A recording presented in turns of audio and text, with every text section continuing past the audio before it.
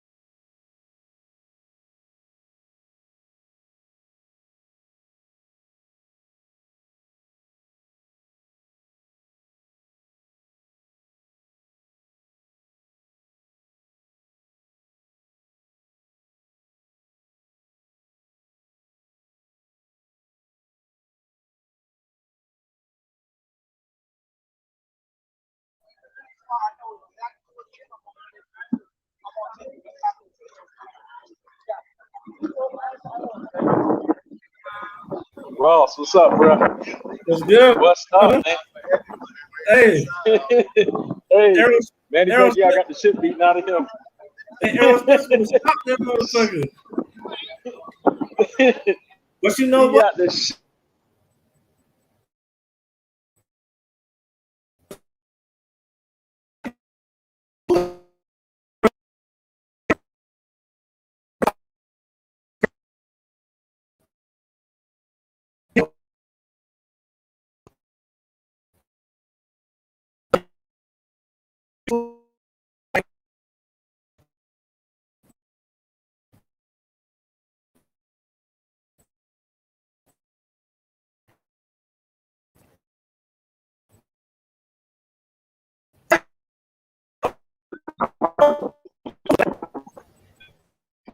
How do I see the fight? Ugas won that fight.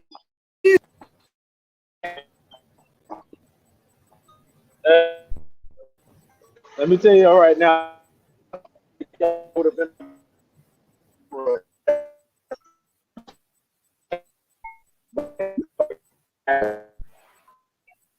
It didn't. You coming in Manny broken? Pacquiao got embarrassed. Yeah, he got embarrassed.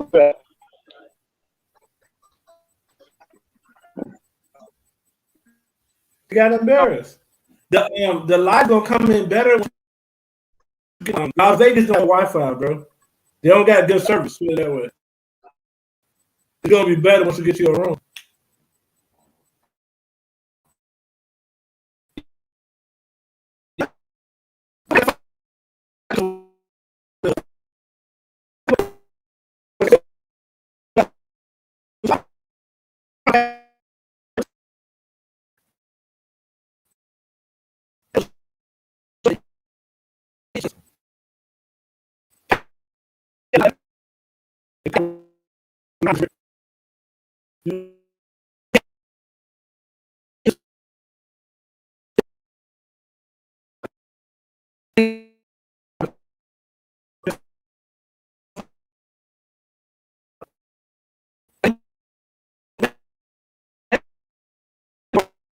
downhill from Manny. And y'all thought he was going to beat Spence?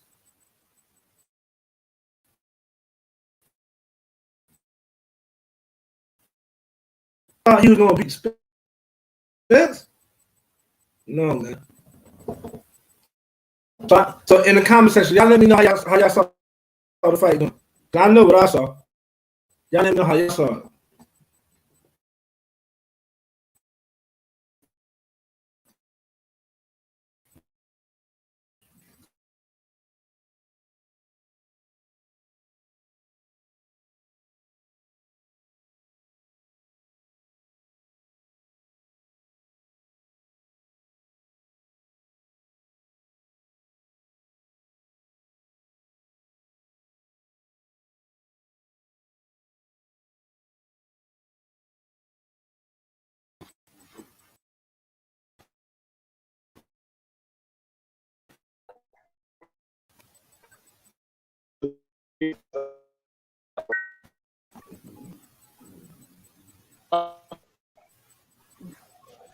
I cannot believe this, man. You there now? Yeah, I'm here. I'm here. All right, cool. You back in the room? Manny Pacquiao. Hey, no, I'm not back in the room. I'm out and about. You know how it is. Your ass was here. 2 weeks ago, so you know how this shit is. I'm out and about, man. We about to do the damn thing.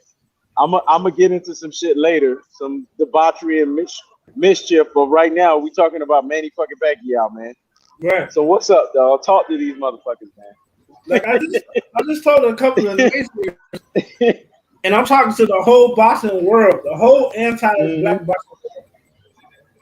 Hey. What you saw tonight was the sweet science. That's what you saw, man. And so when it comes to the sweet science, it doesn't matter if Manny Pacquiao is 42 years old. He would have lost this fight no matter what age he would have been. Because he was losing off boxing. Yes. He was getting outboxed. That's what you gotta understand. Manny Pacquiao was just getting sheer prowess, doing just throwing more punches. No, he threw half the punches, Manny Pacquiao, and landed twice as much. Yep. So y'all mean to tell me Spence wouldn't have with us? That's why I'm laughing. That's why I'm laughing when they say Spence faked the injury, because Ugas was landing mad overhand rights. I counted it, dog. I literally counted. It was 100 overhand rights that Ugas landed in that fucking fight. It was ridiculous. It was fucking ridiculous. They wasn't even counting his overhand rights. They were counting the only ones that hit very hard. They wasn't even counting them. And they were trying to cheat you guys. Those body shots wasn't even low. They ain't want man to get knocked out. That's what it was.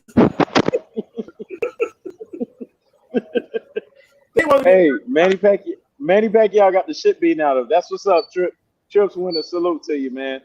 He said he knows back in this, man. Listen, man, I got my boy Tom Ross, and we doing this shit. We giving y'all a special edition, Double Dragons True Alpha Edition, man. Listen, man. Hey, we doing this shit like Mike and Kobe, man. We don't bow down to no one, not even each other, man. That's just how we fucking roll. That's how we fucking roll, man. I knew it was trouble for Manny when Manny couldn't do nothing with Ugas' jab. And that's the thing. When people understand this, great boxers observe and learn from other boxers. What Floyd figured out, and because first 2 rounds, Floyd dropped the hand in there, and he made Pacquiao kind of cautious.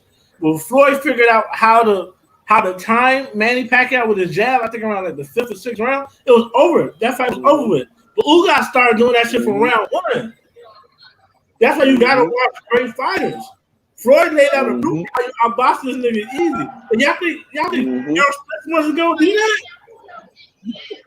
Errol Spence was gonna outbox Manny Pacquiao for the first round, and then beat the shit out of him in the rest of the fight, man. Manny Pacquiao should be thinking. He should be taking the lucky start. The Errol Spence get hurt. I was just getting off an elevator right now with a pack card, and you know what they were saying, bro? They were saying, Ugas did a hell of a job, but Spence basically ducked because he faked the eye injury. And I looked at this person, I started laughing at them. I wanted to throw my cranberry vodka right in their face because I was like, look, Listen, you know Spence got a torn retina because Right. when it's all said and done, you sounded stupid right now. This right here proves that Spence had the torn retina. I honestly believe now I have no choice about it because I made a few videos about it.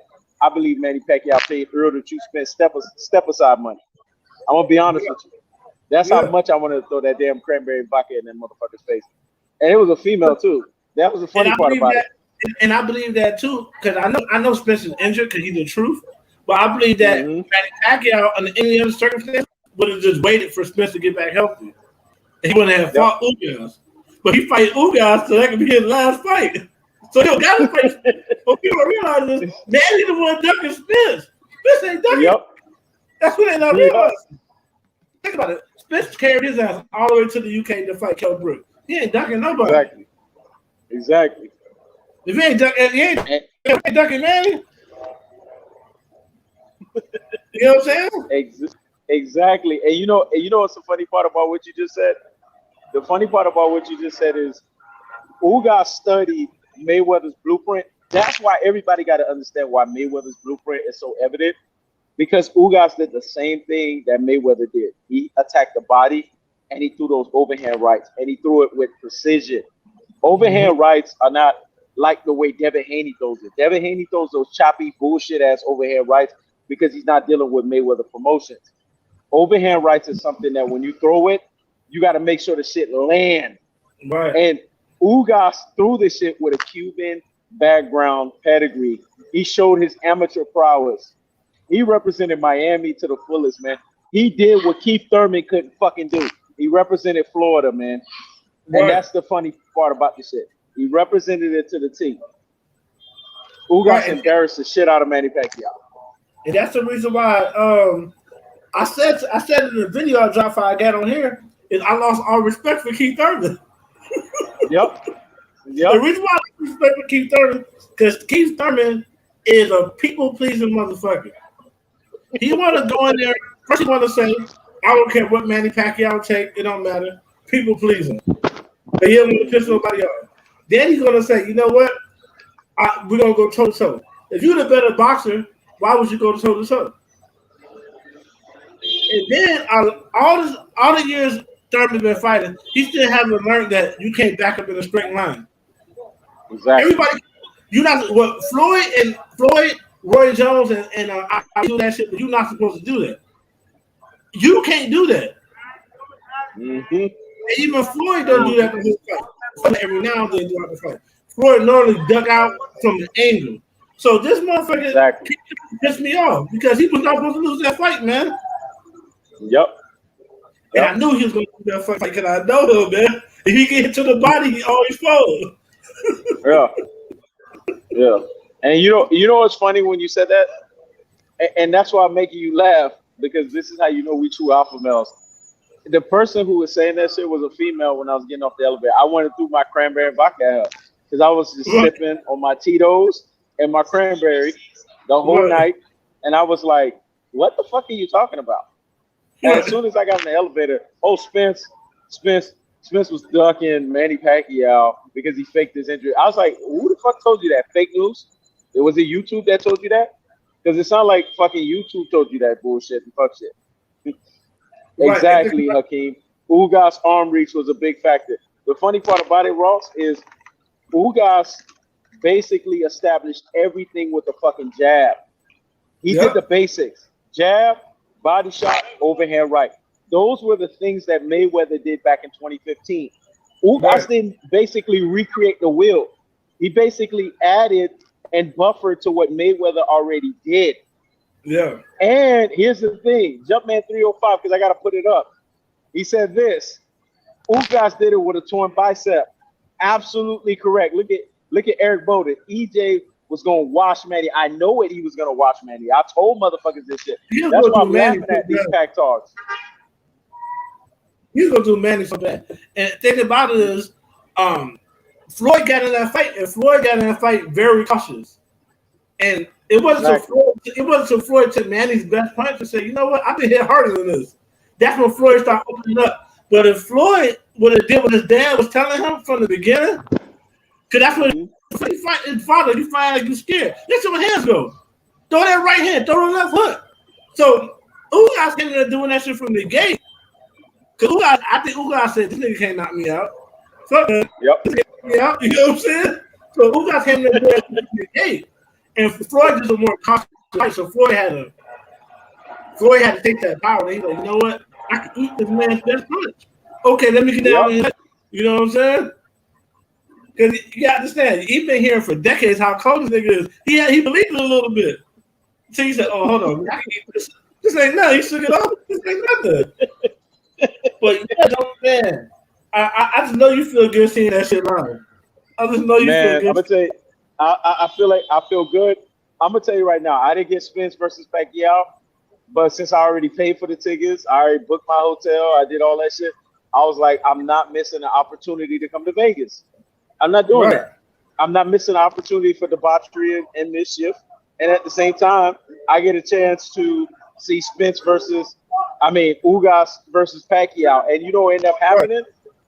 Ugas made the Vegas trip every bit the worth it. Because in this instance, this wasn't no Timothy Bradley bullshit. This was not no Jeff Horn bullshit. Boxing fans cannot leave here and say that Manny Pacquiao was robbed. No, Manny Pacquiao was outboxed. And you know what's the funny part about this, bruh? Pac-Tards are on suicide fucking watch right now. They're on suicide watch. They are. Because they sat here and they said Errol the True Spence faked the fucking injury. And Ugas is not even on the level of Spence. This is the funniest shit ever. They are. I know they are because I got my Facebook account suspended for another 30 days because I was in a boxing group. There was a lot of Filipinos in there, and everybody was listening at Greatest of All Time and in my list. And for the first time in a long time, I ain't made no list in a long time. I have Floyd in my list. When I got through category and everything, have Floyd at the top. But I ain't had Manny Pacquiao nowhere near Floyd. Exactly. I had Manny Pacquiao like 26 or something. So who on this list, Manny Pacquiao better than? He ain't better than Alvarez. He ain't better than Cuban. He ain't better. I got through talking. They had suspended me, so I was racist and shit.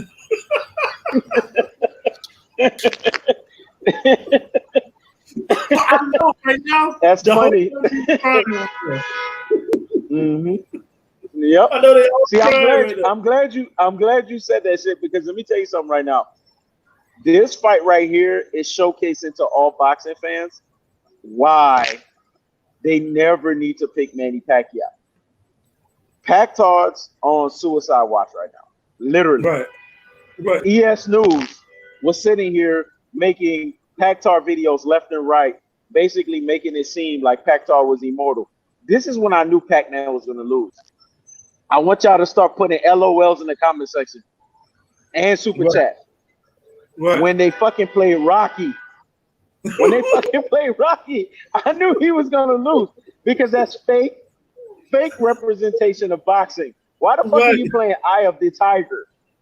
What the fuck? I even did a community post on that. That's not real, man. Woo, shit. There's so many people who regard it as real, and that's why what they think about boxing is skewed. They think about the sweet science.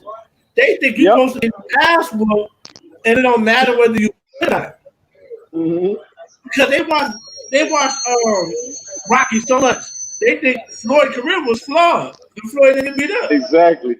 The only fight they like of Floyd is when Floyd fought Cotto. That's the only fight they like.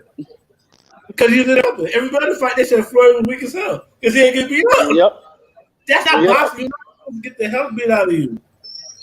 It happens, but you're not supposed to get to where you can't walk the next day. Manny Pacquiao not able to walk no more. He was getting beat up, man.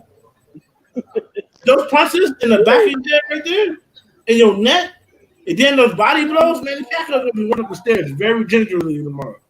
Exactly. Man, let me tell you something. I hate the Pac-Tards. I'm glad you said that because when I sat there, they smoking that good ganja back behind me, bro. I can smell that shit in the air. All they doing. That's it. I smell it, dog. That's that shit, boy. But anyways, Listen, man. When it's all said and done, Manny Pacquiao revealed what you've been saying on your channel, what I've been saying on my channel, and what anybody that has a boxing brain has been thinking. That Manny Pacquiao cannot hang with any fucking boxer. And you know why I'm happy that this fight happened the way it did? Because now Errol the True Spence can just fight Ugas. Manny Pacquiao versus Errol the True Spence is done. There ain't no rush hour boxing now. It's done. Now Errol the True Spence gonna fight Yordenis Ugas, and everybody gonna say shit about it. Yeah. Errol Spence would have fought Yordenis Ugas before. They would have said they would have tried to downplay that victory. They would have said Ugas was no real champion. Now that Ugas got in there and tapped Manny Pacquiao ass, you know how when you get that ass when you're a little kid because you don't want to go to sleep, you keep asking you go to the water, you keep trying to get up and shit. That ass whoop. That's what happened. Manny Pacquiao didn't want to put his career to bed, so he got to shit about him tonight. Yep. Trips winner, you absolutely correct, man. Anyone who said Spence Jr. Duck needs to never be taken serious as a boxing fan ever again. This is literally ridiculous. Let me tell you something. Me and Tom Ross talk about it all the time. You got a bunch of beta cuck males. Beta cuck males, and I'm going to explain it, and Ross going to expand on it, is basically men that sit there on the bed or they sit on the fucking seat and watch their women get fucked by another dude. Right. And sitting there and saying, yes, fuck her harder, fuck her better, put in her asshole, put in her mouth, put in her vagina. That's what beta cuck males are. And that's what they are. That's what these fucking beta cuck males are. These types of packtards, they don't understand boxing. They don't understand boxing. We told you guys, boxing is a sweet science. It's a pugilistic sport. It's a sport there for people to use their fundamental and phonetic boxing skills. And if you're not using your boxing skills to fight, then it reveals what it reveals. When it's all said and done, Manny Pacquiao was thoroughly embarrassed. And now I know that Errol the True Spence would have bulldozed him, steamrolled him, and plowed through right his fucking rabbit ass. Hey, let me address something that a guy said. Papa Legba said, years old. See, this is what I don't like about boxing. Because y'all said the same thing when Floyd beat Pacquiao ass. And then when he beat Thurman ass, nobody said Pacquiao looked old. So anytime Pacquiao loses, people say he look old. Exactly. So you can't have it both ways. You can't say he turning back the hands of time when he wins, then say he's old. Exactly. No, he got because up in when there. it's all said and done, he fought Thurman, right? Right. Now go ahead, Tom. You was right. He got up in there and he lost. Point blank, man. If you was too old to fight, you should have got in there. You should have said, you know what, I'm done. If you old and you get whooped, you got whooped because you got whooped, not because you was old. George Foreman brought his old ass back and he was whooping people ass. Yep. George came up with putting hands on niggas. And when he lost, he took his loss. Ain't no he was old shit. I don't want to hear that. That guy got his ass from a couple times when he was young too. Right. He was undefeated till he came 42. He been getting whooped. He been getting whooped. Facts. Yes, you're absolutely right. You know why I didn't address Bernard Hopkins? Started all this Errol Spence talk, shaking my head. I'm gonna be real with you, Tom Ross. Did you address it? Because I didn't. Because let me tell you guys something. When Beta's addressing something, I've fundamentally gotten to this point in my alphahood because I'm so fucking alpha that I just don't address what Beta's address. If you're talking Bernard Hopkins, I'm not gonna talk about it. I'm gonna focus on everything else. I started focusing on Terrence Bud Crawford videos when they started doing that shit, and I still ain't addressed the shit. I said something because I was so disgusted because Bernard Hopkins was one of those guys who had it hard. One of those guys who had to come out the mud like Errol Spence. So he should know Errol Spence's fight. For him to say it's basically being a businessman, sell out up to time to say that, man. Because let's say that was true. let's say if that was true, but stuff like that has to happen in the sport of boxing. They would never come out and say that. It will be everywhere. It will be hush hush if that really happened. But because Errol come out and say that, me personally, I doubt that it was true. If Canelo did that shit, he wouldn't say nothing. Facts. He ain't speak about Tyson Fury's gloves. Facts. He ain't speak out about Margarito. Margarito cheated against Kobe. But now he's speaking out about this because he think that's just him saying, "It's my time. I can look good for these white folks. Let me go ahead and say this, man." You know what I mean? I said it because I was frustrated. If Timothy Bradley would have said that shit, I wouldn't even address it. But Facts. I was see Bernard Hopkins go to that level of selloutness, but it is what it is. Facts. And you know what? Floyd made Canelo, but you see how they booed Caleb Plant. But you know what? Caleb Plant, when it's all said and done, he's getting his full 9 to 13-week training camp. So ain't gonna be no excuses if Caleb Plant would have fucked around and lost, because this bitch is all the way in November. Right now, we tracking in August. So it's 9 to 13-week training camp. Canelo knew he couldn't get around that bitch. He knew he had to give Caleb Plant what Caleb Plant wanted. And this shows you how Al Heyman is dominant the way that he is, because when it's all said and done, Al Heyman is very clear in explaining his terms. Never take the first fucking offer. Right. He taught Spence that shit. He taught Floyd that shit. And he taught any high-level PC fighter that shit as well, too. That when it's all said and done, never take the first fucking offer, because the first offer is never the best. It's always my bad, man. Exactly. My bad that the connection was blurred. I was walking and shit. So I had to stop real quick so that the connection could be still. Right now, where I'm at, I'm good. So I'm going to just chill right here. Yeah, man. So with this contract thing, what people not understand is Canelo's, his career is going to be outstanding to people who don't know the inner workings of boxing. Canelo's, I say, last 8 fights. Since he was at 154, it's always been him winning before he got in the ring. Some type of catch weight, some type of rehydration. These things really affect you. They really affect you. Yep. Like me personally, when I played I guess you could call it little league football, or park league football, I was naturally bigger than some guys, so I used to have to lose weight to play for them. But I used to lose that first week or two after losing that weight, cutting that weight. I wasn't as strong as I was once I gained my weight back. I wasn't as strong. Could you imagine having to cut all that weight and then fight the next day?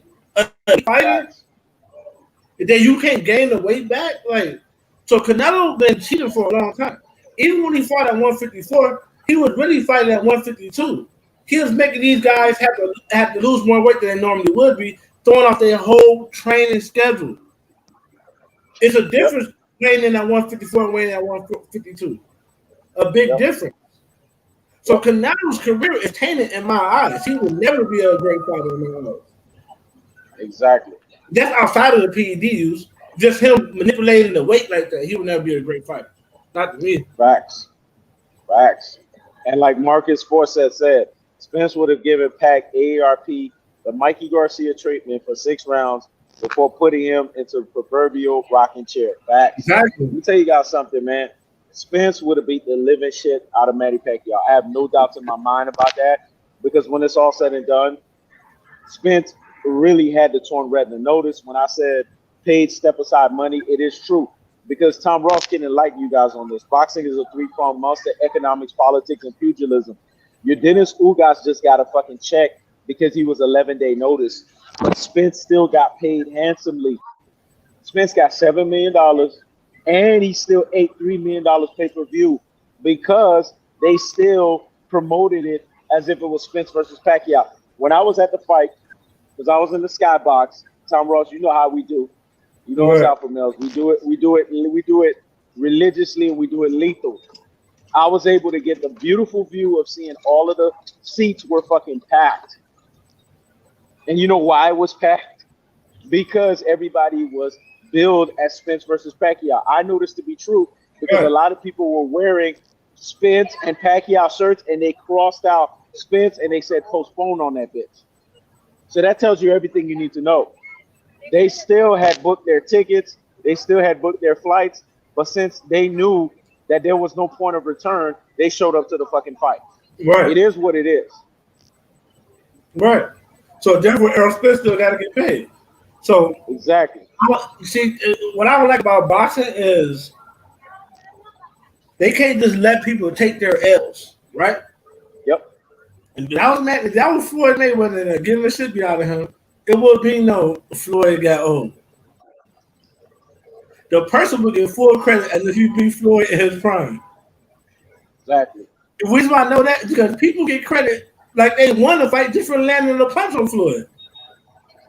Niggas get credit. Niggas be like, man, I don't care what nobody say, man. Madonna gave Floyd the fight of his life because he landed a couple of solid punches. You know what I'm saying? So imagine Floyd actually lost. They will say Floyd lost in his prime. So Manny lost. No excuses for Manny. He lost. He took that L, and he better thank God he wasn't in there with Errol Spence. He'll be pissing blood on there. He was in there with Errol Spence. Exactly. And see, what Tom Ross said was so eloquent, and he touched up on a great point, because when it's all said and done, when we sit here and look at the fight, and we look at the totality and the weight of it, this tells all boxing fans, and they're going to be eating their own fucking crow, Tom Ross. Now this gives me material for the whole week to get after them. The fact that they had the unmitigated gall, the audacity, the nerve to say that Spence was ducking Manny Pacquiao. All of my content is going to be directed towards that, because Yordenis Ugas did what Floyd did. But you know who he did? He did also what Juan Manuel Marquez did, because Juan Manuel Marquez don't get enough credit. Because if you go back and look at that fight, Juan Manuel Marquez was throwing those same shots. He was pity-patting the jab to throw those overhand rights. Pity-patting the jab to throw the overhand rights. And then once Juan Manuel Marquez saw that there was an opening, he landed a flush shot that embarrassed the snot out of Manny fucking Pacquiao. Look at this hater, dog. I'm going to let you address his ass. Errol missed out. What exactly did he miss out on, man? Got to think about it. Exactly. Errol Spence still got paid. And if you have a torn retina, then your vision is more important than your health is well. So you can't feel a fresh torn retina. But how you know, this is how you know Manny Pacquiao might not be in the ring ever again. Manny Pacquiao could have said, you know what? Cancel everything. We'll resume. Because they just did this with Tyson Fury, just ducked on Deontay Wilder. They canceled the whole fight. They could have canceled the whole fight. But Manny Pacquiao like, no, I'll fight a replacement. Yep. Why would he do that? He don't want to fight Errol Spence. He's not understanding. If he wanted to fight Errol Spence, he would have followed after Errol Spence kicked Mikey Garcia's. Exactly. Did he not say come to the ring? He said, what you like? Manny Pacquiao was looking like he had to take the shit. Oh, shit. Exactly. You take a shit and you want easy? You hoping this dude get through saying what he got to say so you can get him out of there? Manny Pacquiao didn't want to be in the ring with Errol Spence, man. Mm-hmm. That retina was the sweetest music to Manny Pacquiao's ears that he ever heard. Exactly. Because he paid the step aside money. He paid that $10 million. $7 million on the front end, $3 million pay-per-view. All Yordenis Ugas got was a check, and he got an 11-day notice check. And you know what? That shit didn't even get close to $2 million. So that tells you Yordenis Ugas didn't even get paid. But what Yordenis Ugas got from this, now Spence is going to fight Ugas. Manny Pacquiao's out of the sweepstakes. Rush Hour Boxing doesn't even exist. And let me address this hater right here. Star Power Entertainment. Dude, you're a joke for even insinuating Manny was on steroids. Yes, he was. Manny was on pack roids tonight and still got the shit beaten out of him. That's embarrassing. That shows you that you could be on steroids and still get the shit beaten out of you, because, like Roger Mayweather said in Famous, a great jab will beat all of their ass. No, let Roger Mayweather say it again. A great jab will beat all of their fucking ass. And that's what happened. The great jab beat their ass. If you notice, Yordenis Ugas is such a hellified boxer. You got to understand why I'm so proud, Tom Ross, because when they say Yordenis Ugas is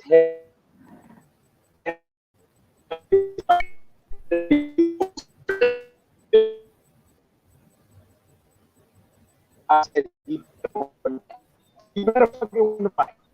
You say, hey, in my head, you know, I think you're going to have to come back out and come back in. I think you're going to have to come back out and come back in. Nah.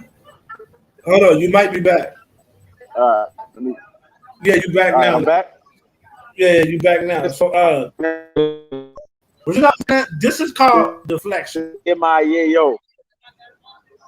Right. This is called deflection. Basically, he wanted Canelo. He wanted Manny Pacquiao to win, and Manny Pacquiao didn't win. So now, instead of addressing how Manny Pacquiao got his ass whooped, he want to talk about Floyd and IV drips and listen, man. It's a well-known fact that Manny Pacquiao got caught using PEDs, but it's a well-known fact that 10 to 154 pounds and knocks people down, knocks people out like that. Because you lose power as you go up in weight. That's a well-known fact. And Manny Pacquiao never had that type of power. Because Manny Pacquiao was getting knocked out when he was at the lower weight classes. So how you get to 154 and he not getting stopped?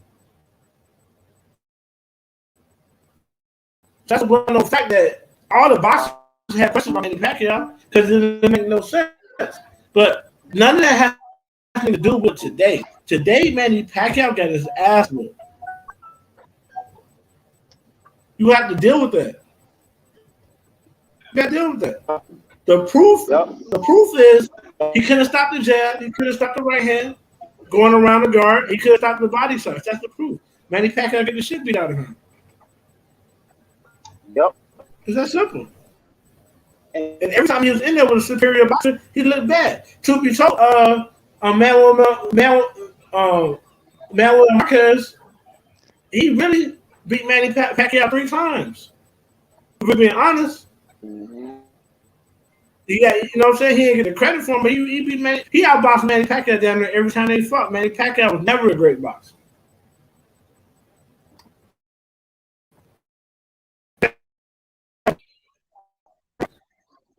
And I like the fact that Tom Ross said that so eloquently the way he did, because when it's all said and done, like Lars Victor said, facts on top of facts on top of facts, big facts and major facts. When it's all said and done, Manny Pacquiao got exposed on so many levels.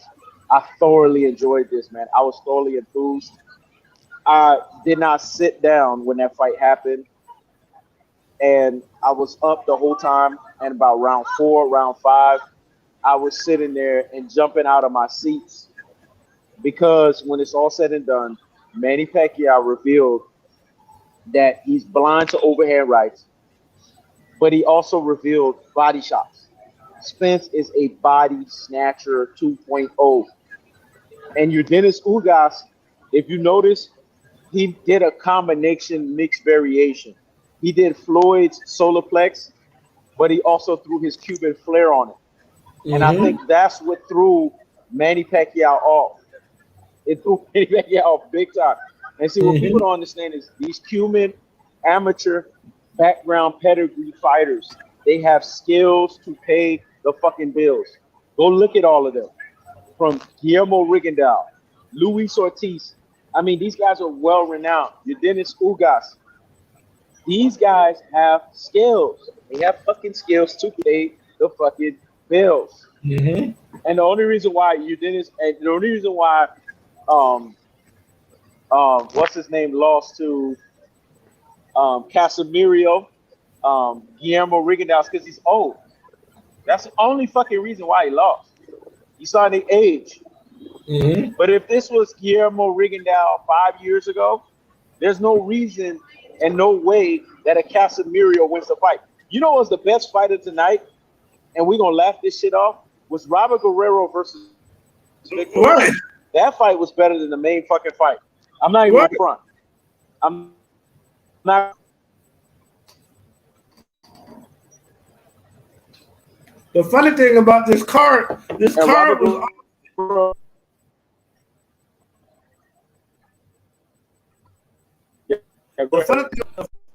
The funny thing about this card is it was all filled with Floyd Mayweather easy work.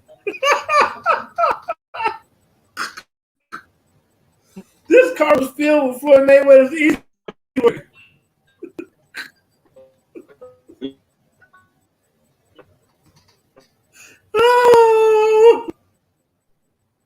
And then, to be told, and you know,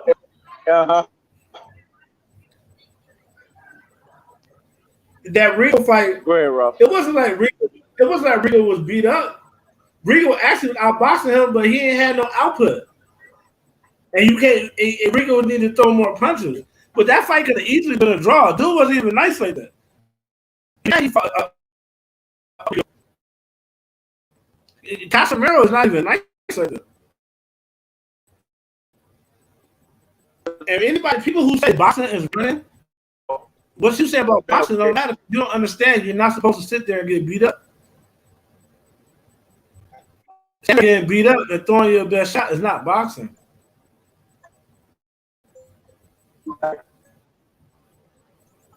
Let me tell y'all something about boxing, man. The elite level boxers are basically. What happened? What you say? Now I said break that shit. Yeah, the elite. What you guys think boxing is basically an old form of war. Back in the day, opposing armies would just line up in front of each other and just shoot each other and shit. Back in the day, opposing navies would just line next to each other, just shoot. As they started getting more advanced, they started shooting and moving and maneuvering. And as the combat game was as soldiers stopped standing in front of each other and getting shot and started hiding and ambushing each other.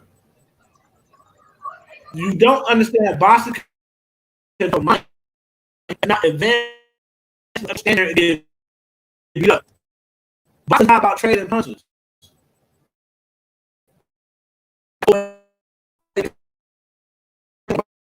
To get in front of each other and just run up and just kill each other and shit.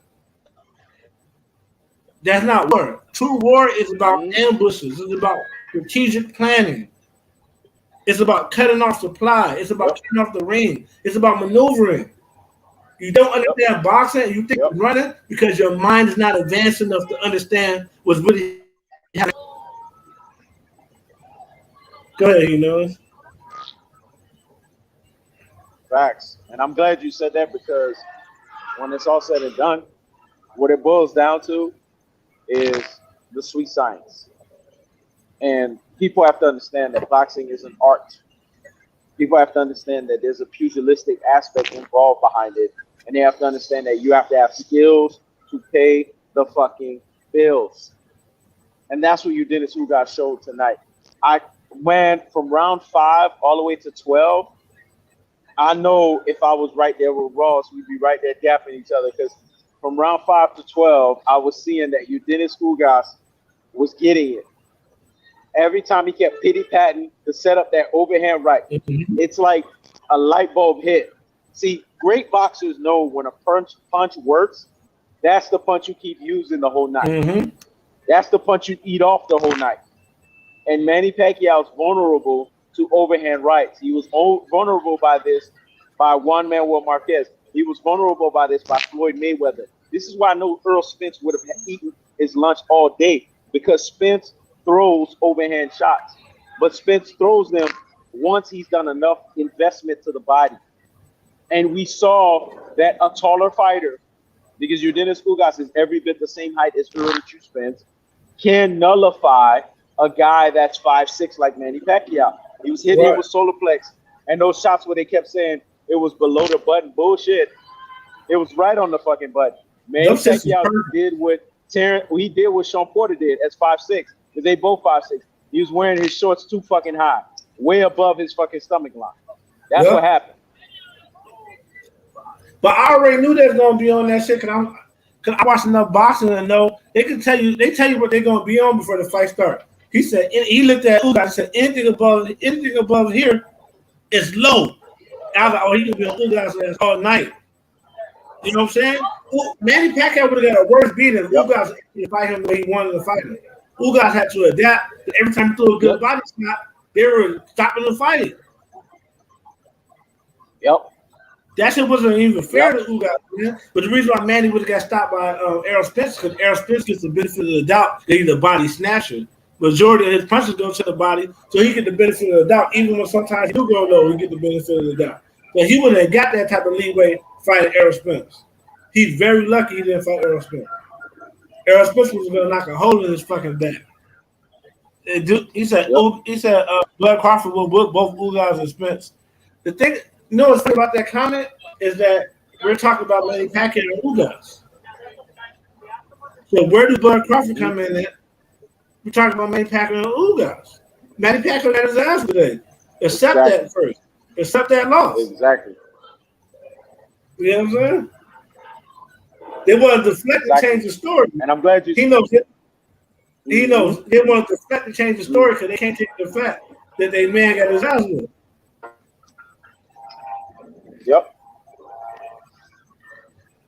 Yep. He said he's been keeping it 1,000. AARP retirement packing us out. Listen, man. Tom Ross has been telling y'all all along, man. Because Tom Ross is the greatest Floydologist I know, and he's been telling y'all since then when he was explaining to you guys about systematically how Floyd beat the shit out of Manny Pacquiao. Y'all wouldn't listen to the shit, man. This man was saying at the time that he was saying it because he was breaking it down to a simple science. And the simple science that he was basically saying is that Floyd used every element that you could possibly use against Manny Pacquiao. A jab, he was using his right hand lead. Floyd was establishing ring generalship, which is thoroughly important. You go generalship, and the last component of it is they showed that in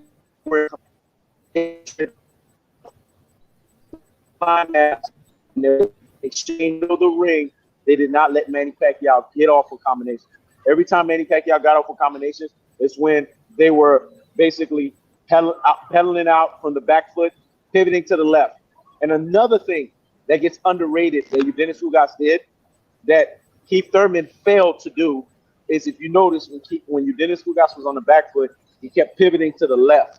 He didn't go straight back. He didn't have his chin in the air so he could get fucking hit. And that's why Yordenis Ugas did not take any serious shots from Manny Pacquiao. Did Manny Pacquiao have his flurries here and there? Yes, he did. You expect that from a guy that throws punches and bunches, in and out, zigzag shit. He had flurries in and there against Floyd, but they were grazing flurries. There was nothing meaningful. Exactly. There was no shots that landed thoroughly. And that's what Ugas did. He separated it. And I'm going to tell you guys right now, this fight right here sets it up for Spence to fight Ugas and then fight Crawford and then walk out at 147, man. That's what it is. Yep. Ain't going to be no more Spence versus Pacquiao. Y'all could cancel Christmas on that shit. That shit ain't happening no more.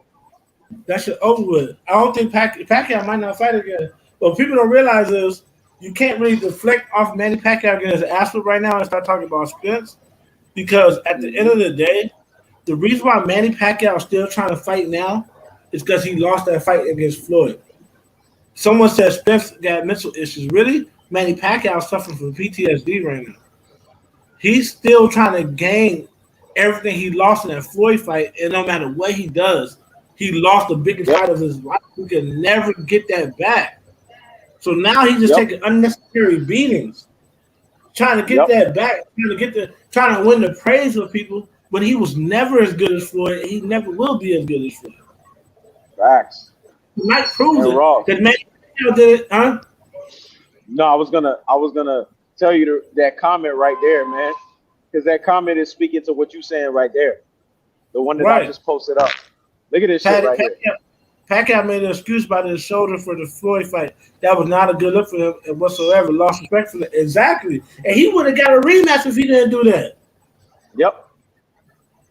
If he didn't do that, he would have got a rematch because that's too much money for Floyd to pass up. But when you do shit like that, Floyd, that's the principle. Floyd's like, man, you're not even going to honor the fact that you lost. Yep. You gonna sit here and say your shoulder was fucked up when I beat you easy? Floyd didn't even have to go to his B. He didn't even have to go to the A game. He beat Manny Pacquiao with his B game. He didn't even. Well, if you ever seen Floyd have to dig down and fight, he didn't even have to dig down against Manny Pacquiao. Nope. He had to dig down against Maidana in that first fight. He had to dig down against Cotto. Mm-hmm. He had to dig down against Castillo in the first fight. He had to dig down in some fights. He had to dig down against Manny. Manny was easy work.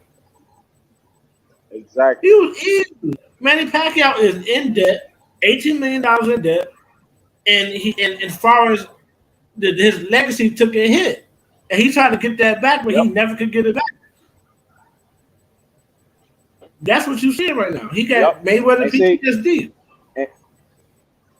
Yep, and I'm glad they're saying that because Pacquiao's fighting because Pacquiao's broke. How many times we've been saying that? I've said it so many times in my videos. You said it in your videos. That's what it is. He has to literally that. Why you think I called him a village feeder in the Errol Spence versus the Manny Pacquiao series? I'm gonna tell y'all right now, man.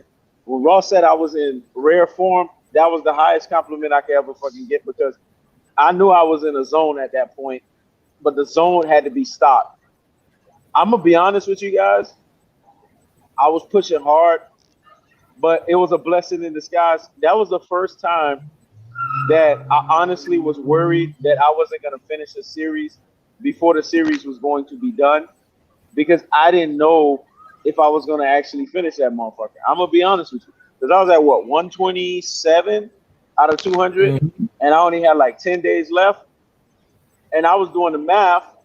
And then Spence turned around and had the torn retina. So that was even a blessing in disguise for me because I didn't know if I was going to finish it. I know if I had to just do – because I was contemplating so many ideas if I would have just done live streams and just say, you know what, 127 to 152 and chalk it up as a live. Because, you know, lives last 3 fucking hours. That's the equivalent of like 52 fucking videos. And then just say 152 to 200, Errol Spence is going to retire Manny Pacquiao, blah, blah, blah, blah. But now the series is completely shelved because now it's basically Spence versus Ugas. And Spence is going to direct his attention towards Ugas. But in that series, everything that I was saying was on point because I mentioned one emphatic point. I said Manny Pacquiao's broke, he owes the IRS, and he needs money. And you know what? A lot of people are now starting to allude to this shit more and more because the last time Manny Pacquiao fought Floyd, he didn't get all of his 40%. Bob Arum robbed the shit out of him. He Jerry Hellered probably about 26 out of 40% of that damn money. Manny Pacquiao probably walked away with 14% of that shit. Give or take. 14% of that shit. Yeah, and it's just sad. And the boxing game is so sad that even people who watch boxing, they don't give a fuck about the fighters, and they tear down the boxing companies that are in good positions to win. Y'all don't like Al Heyman because what? What did Al Heyman do? All he was put his boxers in the best position to make money. Y'all so used to these boxers getting fucked over that you hate the boxers who get the money they're supposed to get and don't get raped. Whenever a boxer, especially a black boxer, is getting paid like he's supposed to get paid and put on good fights, y'all don't like the boxer because he's not getting taken advantage of. Yep. The only reason y'all like Bud Crawford is Bud Crawford getting taken advantage of, man. If Bud Crawford was looking like Mayweather, was getting paid like he's supposed to, winning the fight, y'all hate Bud Crawford, man. Yep. Bud Crawford got a daddy, man. That's what y'all like Bud Crawford. He got a slave on him. If Bud Crawford was fighting for Al Heyman, y'all hate Bud Crawford too. Y'all ain't shit. This box community ain't shit, man. Nah, they're not shit. And the reason why they ain't shit is because the boxing community, they're so wrapped in to hatred and trollisms. They don't realize that they're feeding into their beta and killing their alpha because everyone has a yin and a yang. Everyone has an alpha and a beta dichotomy. Right. Me and Ross have elaborated and talked about it so many times. And the question is, every day you wake up, do you feed into the alpha personality or do you feed into the beta personality? It's an instinctive choice. It's a willful choice. It's a willing choice that you make, but it's a choice nevertheless. Which one do you fucking feed into? When you see Bud hating on Spence, when you see Bernard Hopkins saying the bullshit that he said that Spence faked his injury, all of these people are looking stupid. Bernard Hopkins didn't learn something. The Caucasian masquerading as a Mexican, and i.e. Cinnamon Dust over Horchata and Alvarez and Canelo Alvarez, basically spit on him and got himself completely excoriated out of Golden Boy promotion. You would have thought that he learned. But the thing is, once a coon buffoon, always a fucking coon buffoon.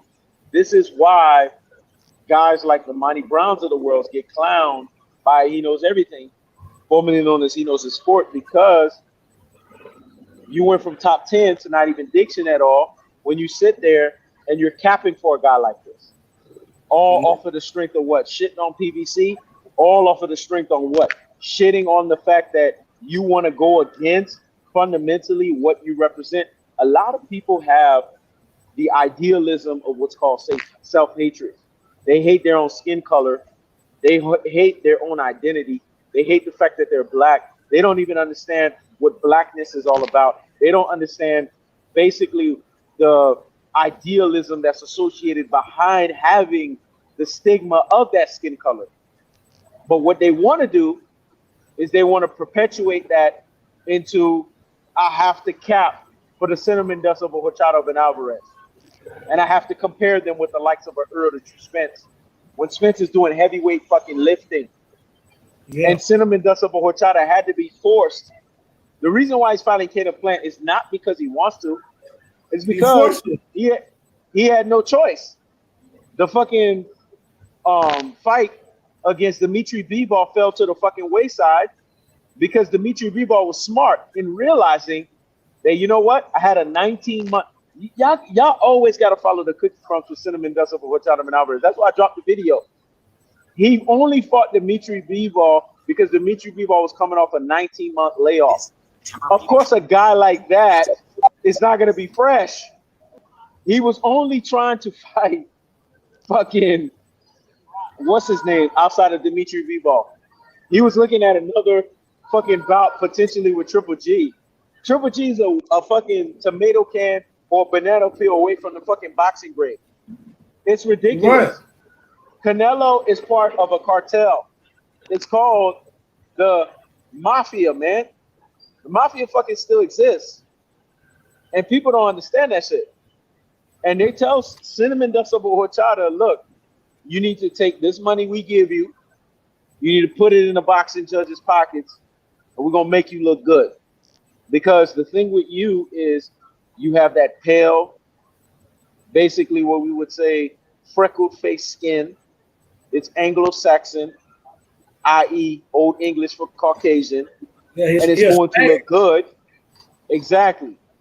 It doesn't look Mexican because most Mexicans, when you look at them like the Andy Ruizes of the world, they have some native background to them. They have that look that you could tell they've been basically mudded out, mixtured up. That's basically what we're trying to say here. We don't get that with Cinnamon Dust of Horchata and Alvarez.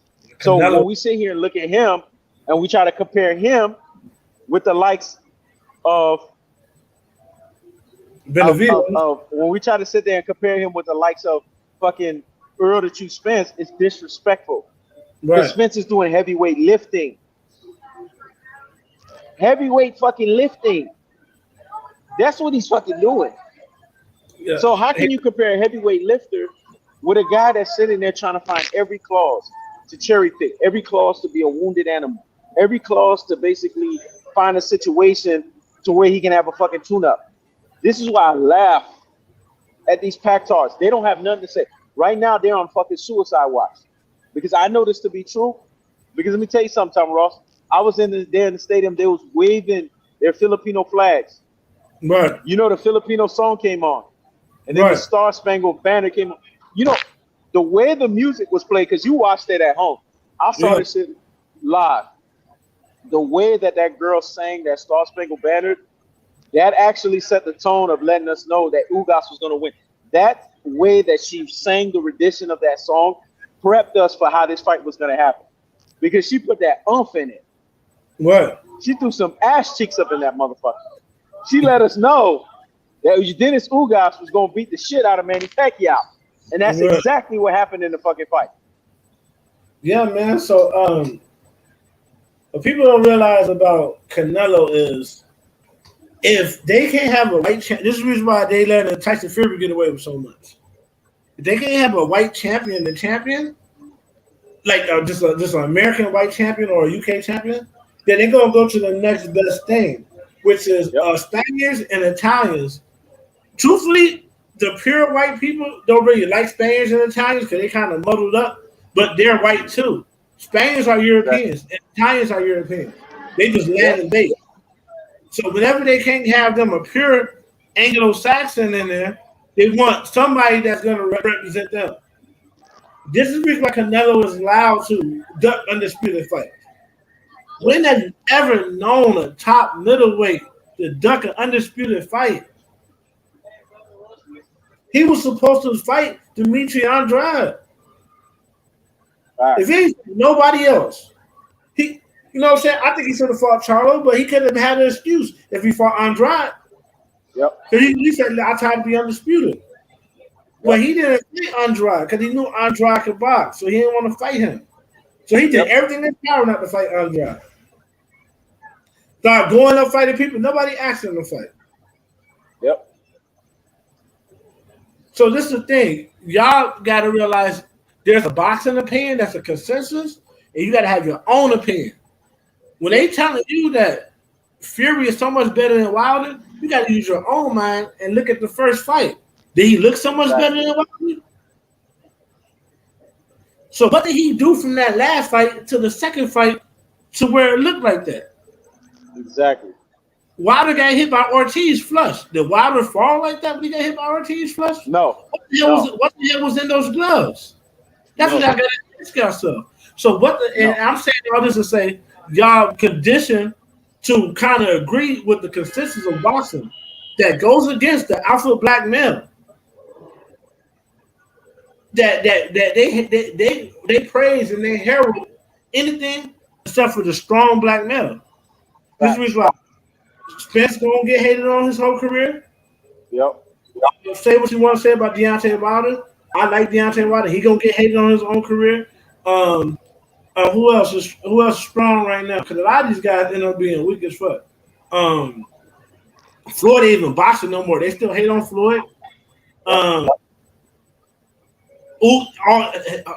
If you're a Cuban fighter, you pretty much fight an uphill battle. I'm surprised they didn't even. I'm surprised that they ain't robbed Ugas today. Yep. Because they normally rob him. Yep. If you're a Cuban fighter, they normally rob you. You know what I'm saying? So you fight an uphill battle because we the fans, we gotta demand more. Yep. We gotta demand more, man. Yep. We should have been talking about Canelo. Yep. With the PEDs. Yep. Catch weights. The rehydration. Yep. This last 4 or 5 fights, he didn't even let the people get a full camp. Yep. That's a new shit he added. Right. He don't want to fight a fair fight. Yep.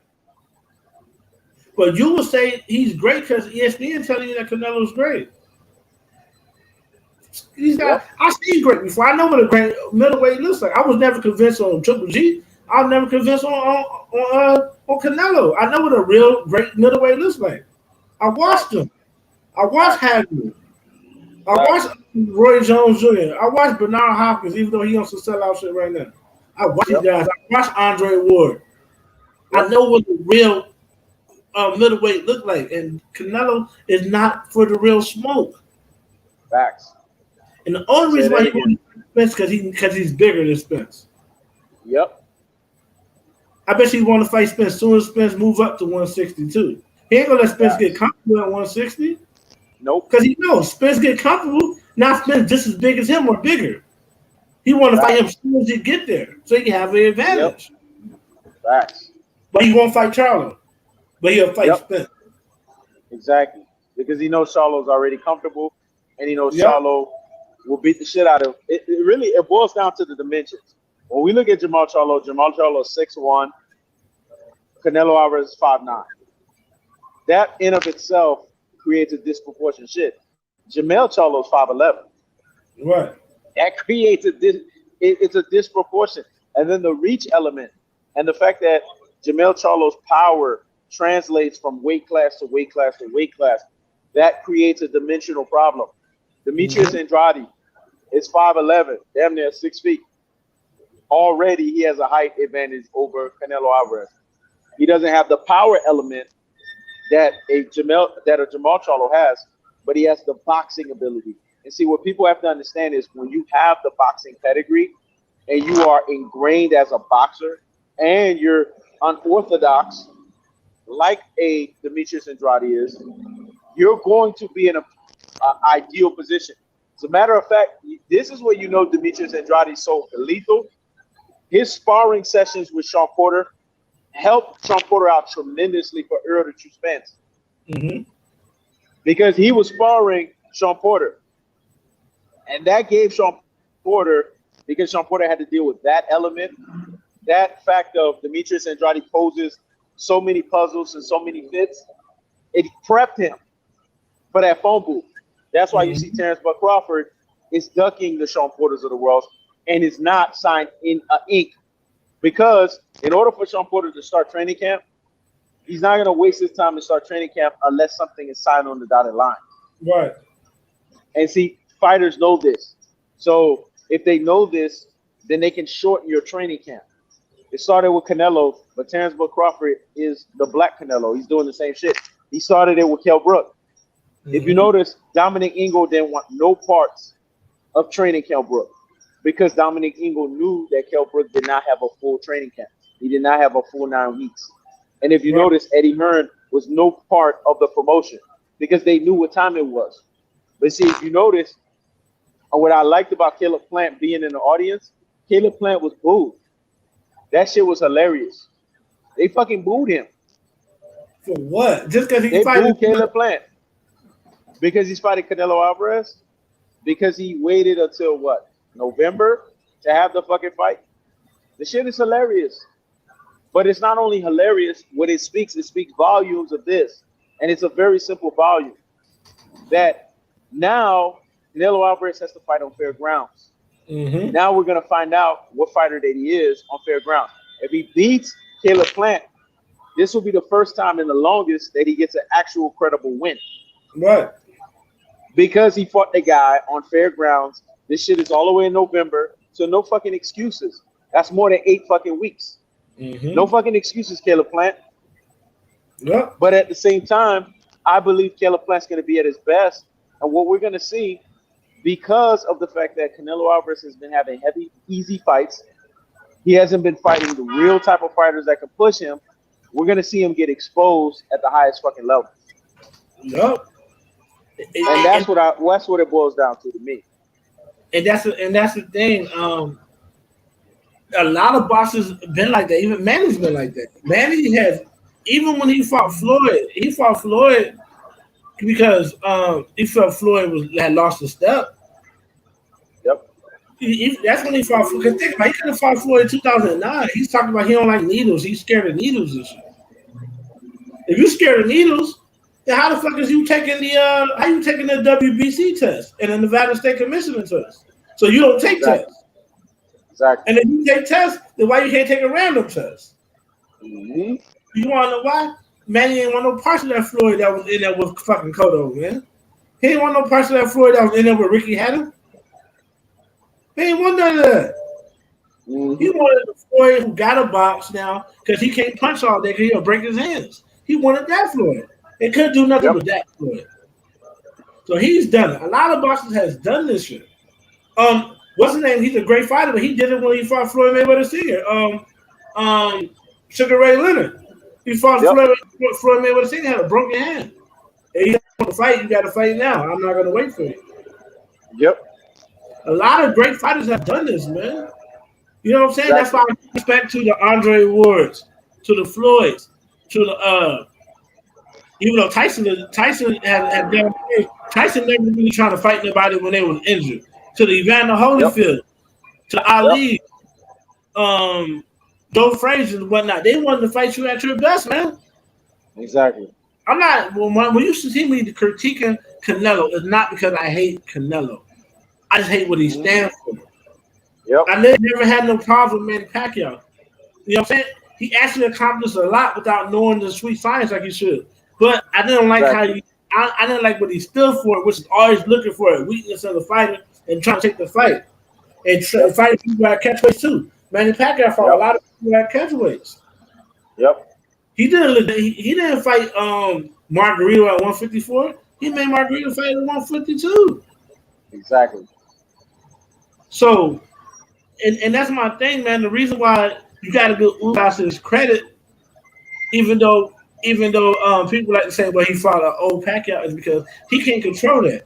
He can't control that Pacquiao came back and beat Keith Thurman. It's supposed to be Keith Thurman in there. Yep. But Keith Thurman fucking lost. Yep. So if he's good enough to beat Keith Thurman, that means if I beat him, I get the credit. So we can't take credit for him, man. Manny Pacquiao ass should not have got raped by Bob Arum, and he should have beat Floyd, and he wouldn't have to fight right now. Facts. Because Manny Pacquiao, even though he should be fighting for money, he's fighting for money as much as he's fighting for credibility right now. Because he lost that fight. Yep. You see, Floyd got nothing to prove. Because Floyd won all his big fights. You know what I'm saying? He ain't got something to prove. Manny Pacquiao won, and don't be surprised if Manny Pacquiao gives his old ass in there one more time. Yep. You know what I'm saying? But if I was him, I'll call it a rap because he looked bad today. Yep. And notice I said Manny Pacquiao was going to win if he was on Pacroids. Right. It was a catch-22 there because I didn't believe that he would win on fair grounds because there were slippages from the Keith Thurman fight. And I knew if he would have brought those same slippages against the Yordenis Ugas fight, that would have been a different story. But you know what? I like the fact that Yordenis Ugas was able to bring the fight to him. He didn't cower. He didn't face. This is when you knew Yordenis Ugas was serious. He didn't allow the crowd to overwhelm him. He didn't allow the crowd to basically overtake him. He didn't allow the crowd to basically say, okay, they screaming Manny Pacquiao. And that helped him out significantly because in doing that, that kept him focused. See, this is what people got to understand. When you are narrowed in and you locked in, it doesn't matter what's going on. It doesn't matter all the outside noise. It matters what you do in the fucking gym. Mm-hmm. And Yordenis Ugas trained to focus on the three strengths that were technically Manny Pacquiao's weakness. The first one was the overhand right. The second one was the jab. And the third one was the body shots. He didn't, if you notice, he didn't throw any other punch outside of those. I didn't see no check left hooks. I didn't see no hooks. I just saw overhand right. He threw one left hook the whole night. That was it. Yes, he did. He did throw one left hook. I'll give you that. He did throw that. I remember when he threw it too. That was it. Which was rare. Yes. But for the gist of it, outside of that one left hook, he just threw the overhand right. He set up everything up with the jab. And what he did was he put a different spin on it. Mayweather was throwing stiff jabs at Manny Pacquiao. And the stiff jabs, what they were doing is they were mushing Manny Pacquiao's face to where Manny Pacquiao couldn't see. Right. And Yordenis Ugas changed the variation on it. He basically threw pity pat jabs. And the pity pat jabs was to set up the overhand right. Yep. And it was beautiful because he kept pity pat, left, pity pat, left, pity pat, left, overhand right. And he kept setting it up and timing it up the whole fight.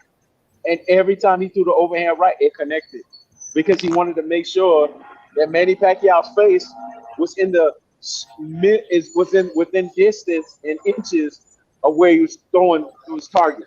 It was beautiful, man. It was symmetrical, and what it revealed was that Manny Pacquiao is not the fighter that these Pactars think that he is. He And never as he's was. aging, it's showcasing itself more prevalent and more prevalent because you know what the age is showing? It's showing that he never really had boxing skills. It's just showing that he had speed, he had those punches and bunches, and he had the velocity. And he doesn't even no longer have that. Exactly. Another thing I wanted to bring out while you was talking is that Ugas. I knew Manny was in for a long night, but Ugas was handling the ref just as good as you can handle a ref that's being biased towards you. Yep. You know what I'm saying? Even though he changed up his body punches a little bit, he initially it didn't get to him. He just knew like, oh, these niggas trying to take a point from me, so let me throw these body punches differently. But he never mentally let it get to him. Like, he never argued back with the ref. He never. You know what it's getting to you? Like, say for instance, when Ricky Hatton got penalized against Floyd, it got to Ricky Hatton. Mm-hmm. Yep. Arguing with the ref, it got to him, and then Floyd started whooping his ass. Like, he started taking over the fight. But that never got it never got to him. He was like, damn, this is weird, but okay, whatever. And I was like, okay, I was like, damn, I was like, if he could get through this fight without getting hit for a low blow, he's gonna win this fight. You know what I'm saying? Because that's how they gonna use that to rob him. And then he was smart. He changed the way he was throwing his body shots. He stopped throwing that uppercut that much and just started throwing just the regular hooks to the body. You know what I'm saying? Straight right hands to the body. He did very well, man. He did very well. And on my page, I'm going after the Pactars, man.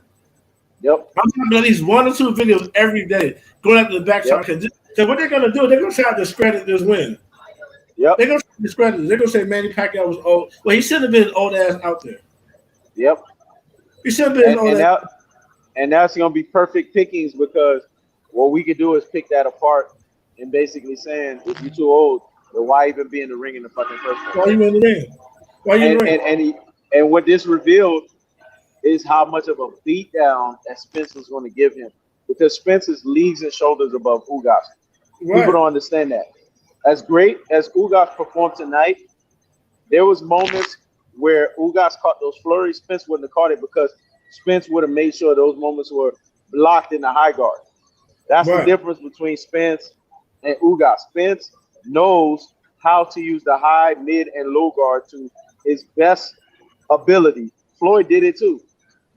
Floyd didn't really execute the high guard until his legs started like not having the ability to really be consistent off of the shoulder roll. Right. And then that's when he started just saying, you know what, fuck it. I'm going to do a mixed variation. I'm going to do shoulder roll, but when I get tired or I get lazy, I'm going to high guard that bitch. Right. But Spence, they high guard from day one. He's been low guard from day one. He's been mid guard from day one. And textbook boxing tells you that a mid guard, a low guard, and a high guard is a great defensive strategy to have. Because all you're doing is putting your hands up and making sure that if someone hits you, they don't hit you with a sound or a flush shot. It's really what it boils down to. So it's textbook boxing, and that's what Spence does very well. He does textbook boxing. He's a technical fighter. He's a fundamental fighter. To me, he's the greatest technical and fundamental fighter I've ever seen. Floyd is just the greatest CompuBox fighter because Floyd understands like a computer how to download you, systematically figure you out, and then break you down off of the shit that you do. And that's what he did to Canelo Alvarez. That's what he did to Manny Pacquiao. And this fight right here, you know what? You know who gets there's 3 victories that come out of this fight. It's not just Yordenis Ugas that win this fight. Spence won it because now people can't say Spence ducked Pacquiao, but Floyd won it too because everyone can see that Floyd's blueprint is evident. Right. They can see it. It's made loud and proud for everyone to see. Right. And basically, and it goes to show you that it don't really matter about the age. It's all about if you're able to box, you could beat Manny. You know what I'm saying? if you're able to box, or if you or because you got to think about Manny took losses against people who wasn't really that good. So you got to do two things with Manny to beat him. Outbox him is the best way to do it. Or if you could get rugged and ugly with Manny and like bully him around. But that's how he lost other fights, because they were very ugly fights. And he couldn't just have his way. You know what I'm saying? Yep. And people say, yo, he was robbed. I said, yo, if Manny Pacquiao was boxing right, he wouldn't be able to lose. He wouldn't be able to get robbed. He could get robbed, so-called robbed, because he boxed so ugly. And you don't know what the hell is going on in the ring with Manny Pacquiao fight. It's like it's two cats in there. You know what I mean? So if it's two cats in there, who you going to fight to? The person who oppose their size. And Manny Pacquiao is normally very little. So he gets pushed around and shit. You know what I'm saying? Yep. So I never, people like, yo, Jeff Horn, he rocked. Like, no, I don't agree. So because Manny Pacquiao fought so ugly. You know what I mean? Like, it was an ugly fight. In an ugly fight, anything can happen. In an ugly fight, anything can happen. Why do you think Madonna was trying to make the fight so ugly against Floyd? He knew he couldn't win no boxing match. He said, I got to help this motherfucker. I gotta really just wrestle him because I can't win. I know I can't win. You know what I'm saying? So at the end of the day, Manny Pacquiao, the fans just take that loss. Just take the loss. You guys had a decent run with Manny Pacquiao. It's over with now. Yep. It's over with now, man. And just thank God he went up with Spence. Yep. And I'm glad you said thank God he didn't deal with Spence, because let me tell you something right now. Now, looking at this fight, Tom Ross, and I know you're going to talk about it throughout the week, I don't want to see him fight Spence. I don't want to see it. Because now this revealed everything that I was trying to tell y'all, that Errol Spence was going to properly retire Manny Pacquiao. I don't want to see a proper retirement. I don't want to see Spence beat the shit out of this motherfucker, because when it's all said and done, Manny Pacquiao got done the fuck up tonight. We could say that. And we could say that without fail. We could say that with confidence. We could say that basically with, confidence, purpose, and abundance mindset. And you know what we could also say that with? We can also say that Manny Pacquiao got exposed on so many levels. Because let me tell you something. It was a beautiful thing to see Filipino flags wave and at the same time go right back in their pockets where they were waving from, and motherfuckers walk out of the arena. That shit was starting to get empty. That shit was beautiful. I was more laughing at that than anything fucking else. And clowning the damn Pactars that was up there in the skybox with me. I was laughing at their ass. So what you trying to say? You said people leaving the fight when it was over? Yeah, they was leaving because they couldn't believe what the fuck they were seeing. They couldn't believe the fact that Manny Pacquiao got beat up. But I mean, let me tell you something. They worship Pacquiao. They accepted it. They accepted it. I didn't hear no boos. I didn't hear no bullshit. They accepted this ass whooping. This wasn't no Timothy Bradley ass whooping.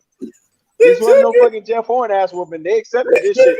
They just walked out in fucking shame. But you want to know why they took it? It's because Manny Pacquiao knew what he was doing when he hated on Floyd, because Manny Pacquiao took it. That's why. If Manny Pacquiao would have made the excuse, this how they worship Manny Pacquiao. If Manny Pacquiao said, my soul hurt because of Christ, they're like, man, Manny Pacquiao's soul hurt because of Christ, and he would have won. They'll make excuses for him. But Manny Pacquiao didn't make no excuses. Manny Pacquiao was done. Every time he loses, he always make an excuse. He didn't make no excuse tonight. It's over.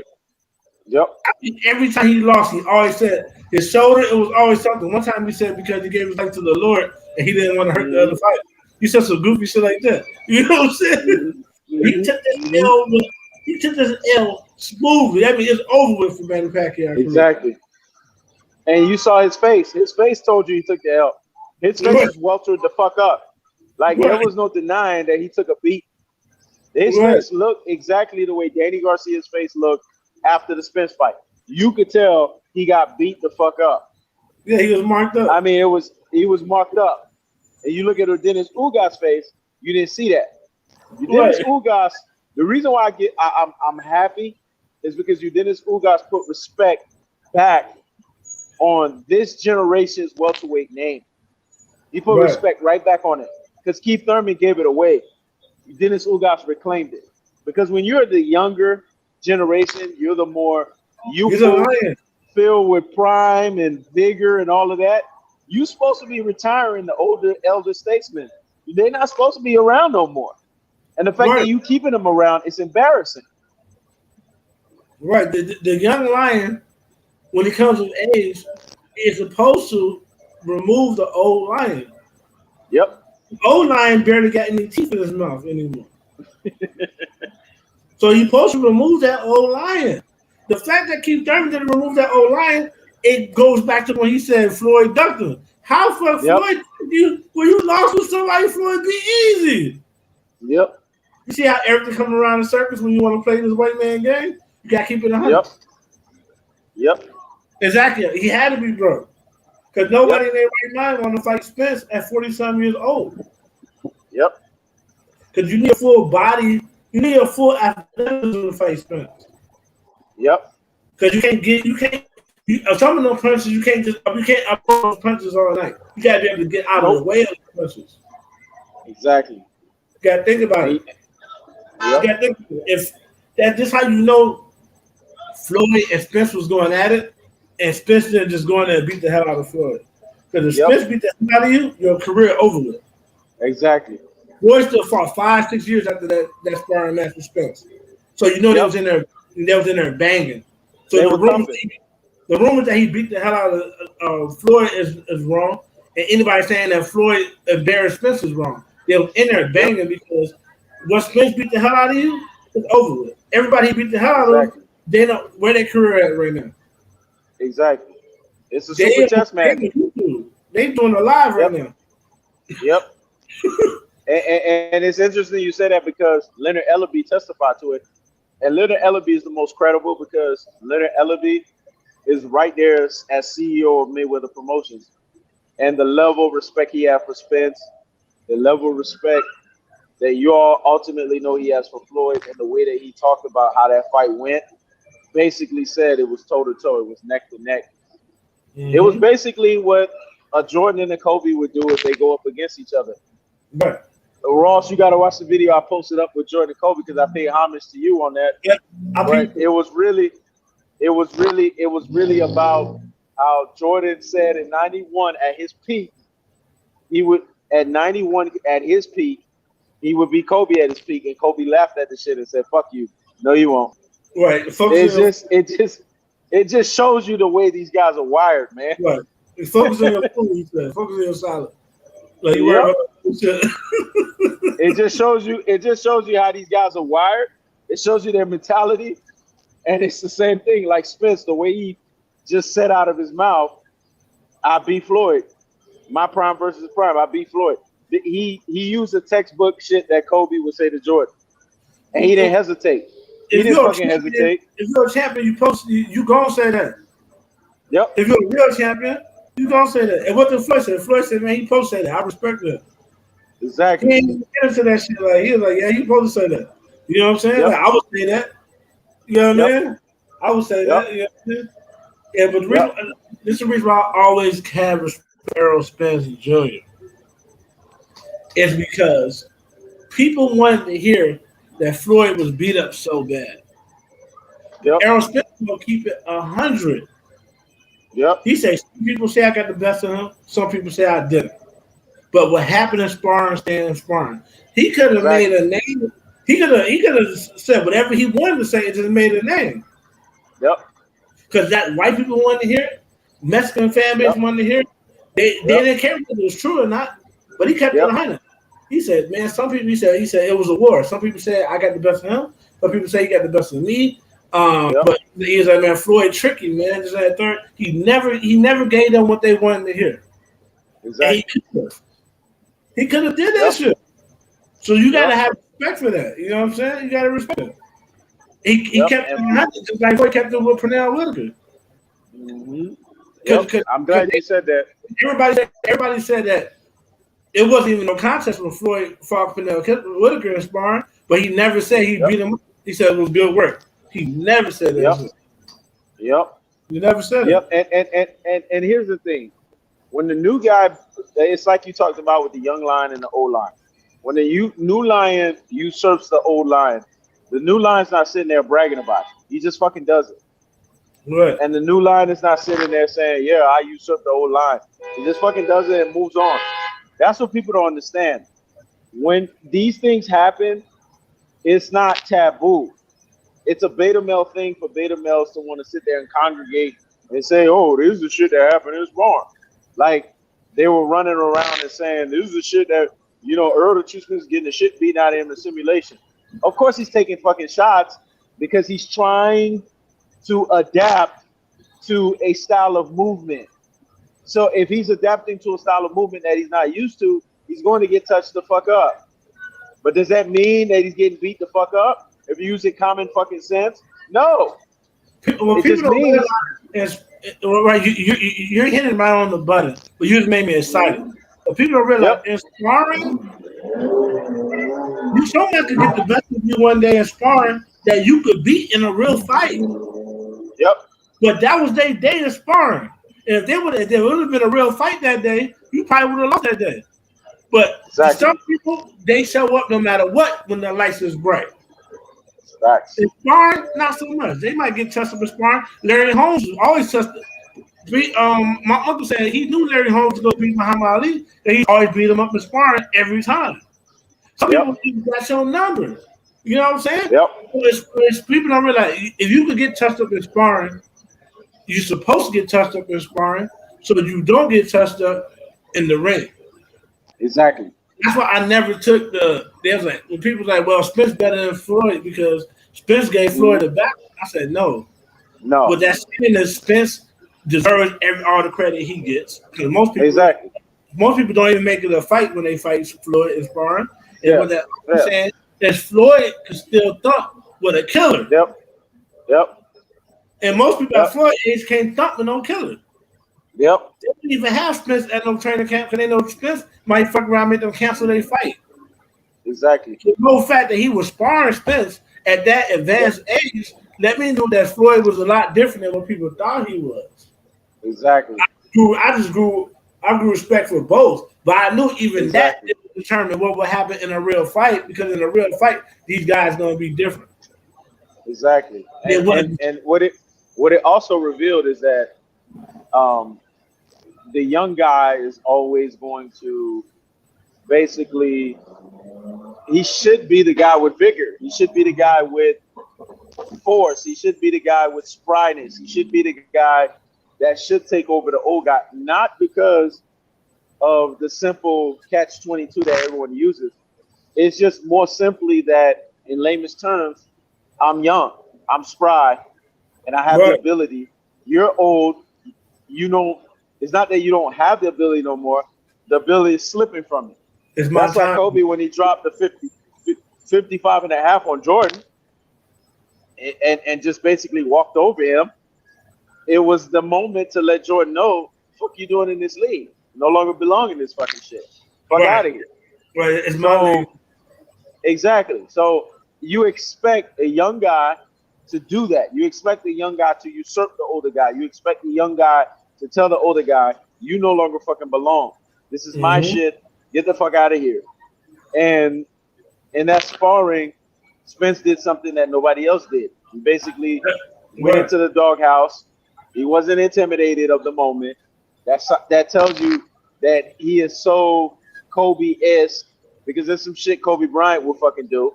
Because Kobe Bryant wasn't afraid of the moment. He even told Michael Jordan, look here, get your ass in some shorts and I'll beat the shit out of your ass one-on-one. This is what you expect. Guys that are translucent image and transparent images that are younger are going to wear out the elder statesman. It's supposed to happen because guess what? There's such a thing called Father Time. Father Time is undefeated, and Father Time has something to be said for it. Now, if Floyd was in his prime, Spence was in his prime, I've said it. To me, and my opinion on it, Money May would have troubles with Spence at any Spence level, but Pretty Boy Floyd, I got him beating Spence. That's just my opinion on it. Because Pretty Boy mastered, at that time, he was just at a mastered level of offense and defense. So that's a different animal. But Money May just had slippages. Money May had slippages defensively that I feel that Spence would have been able to capitalize on, whereas Pretty Boy Floyd didn't have that. Right. And that's where Spence would have found himself in a precarious situation. Right. Well, other than that, these new guys, these young guys at 147 ain't got nothing for Spence. No, Healthy Spence would have walked through all these motherfuckers. I don't care what nobody got to say. exactly. And the Healthy Spence would have beat the. He would have beat the. What Yep, the fuck? What the fuck do they eat? The lumpia. He would have beat the lumpia. exactly. Manny Pacquiao next, boy. Exactly. Now let me just correct Black Iron King because he said sparring is sparring, and sometimes a sparring match can turn into a match, but trainers would stop the sparring match before injuries. Let me explain something to you, Black Iron King. If you know something about brothers, brothers have, and Ross knows this very clear. Brothers have what's called sparring wars. Mm-hmm. The reason why we're so good at what we do Let me grab is something. because we spar as if we're in an actual fight. We spar as if it's actually happening. This is why black fighters are the greatest to ever step into the square circle because they do all of the dirty work in sparring. There's a lot of great fighters that could have become great fighters, but because they beat themselves down to the ground in sparring, they could never achieve and become great fighters in the boxing ring because sparring took everything out of them. So the whole sparring wars terminology, it came from us. It came from guys that look like myself, guys that look like Tom Ross. It came from us. It doesn't come from any other ethnicity. It doesn't come from any other physiology because any other ethnicity and physiology does not have the genetic pool line and the ability to do what we can fucking do. I mean, it's just that fucking simple. That's so. We're gifted physically, we're gifted genetically, and our physiology is just on another fucking level. So guys that have a body from our standpoint that can build and endure like a Spence who's built too big, too durable, and too fucking tough, when he goes into a sparring war with Jamel Charlo, then things turn out. The reason why Jamel Charlo had a draw is because he wasn't doing an iron sharpening for iron.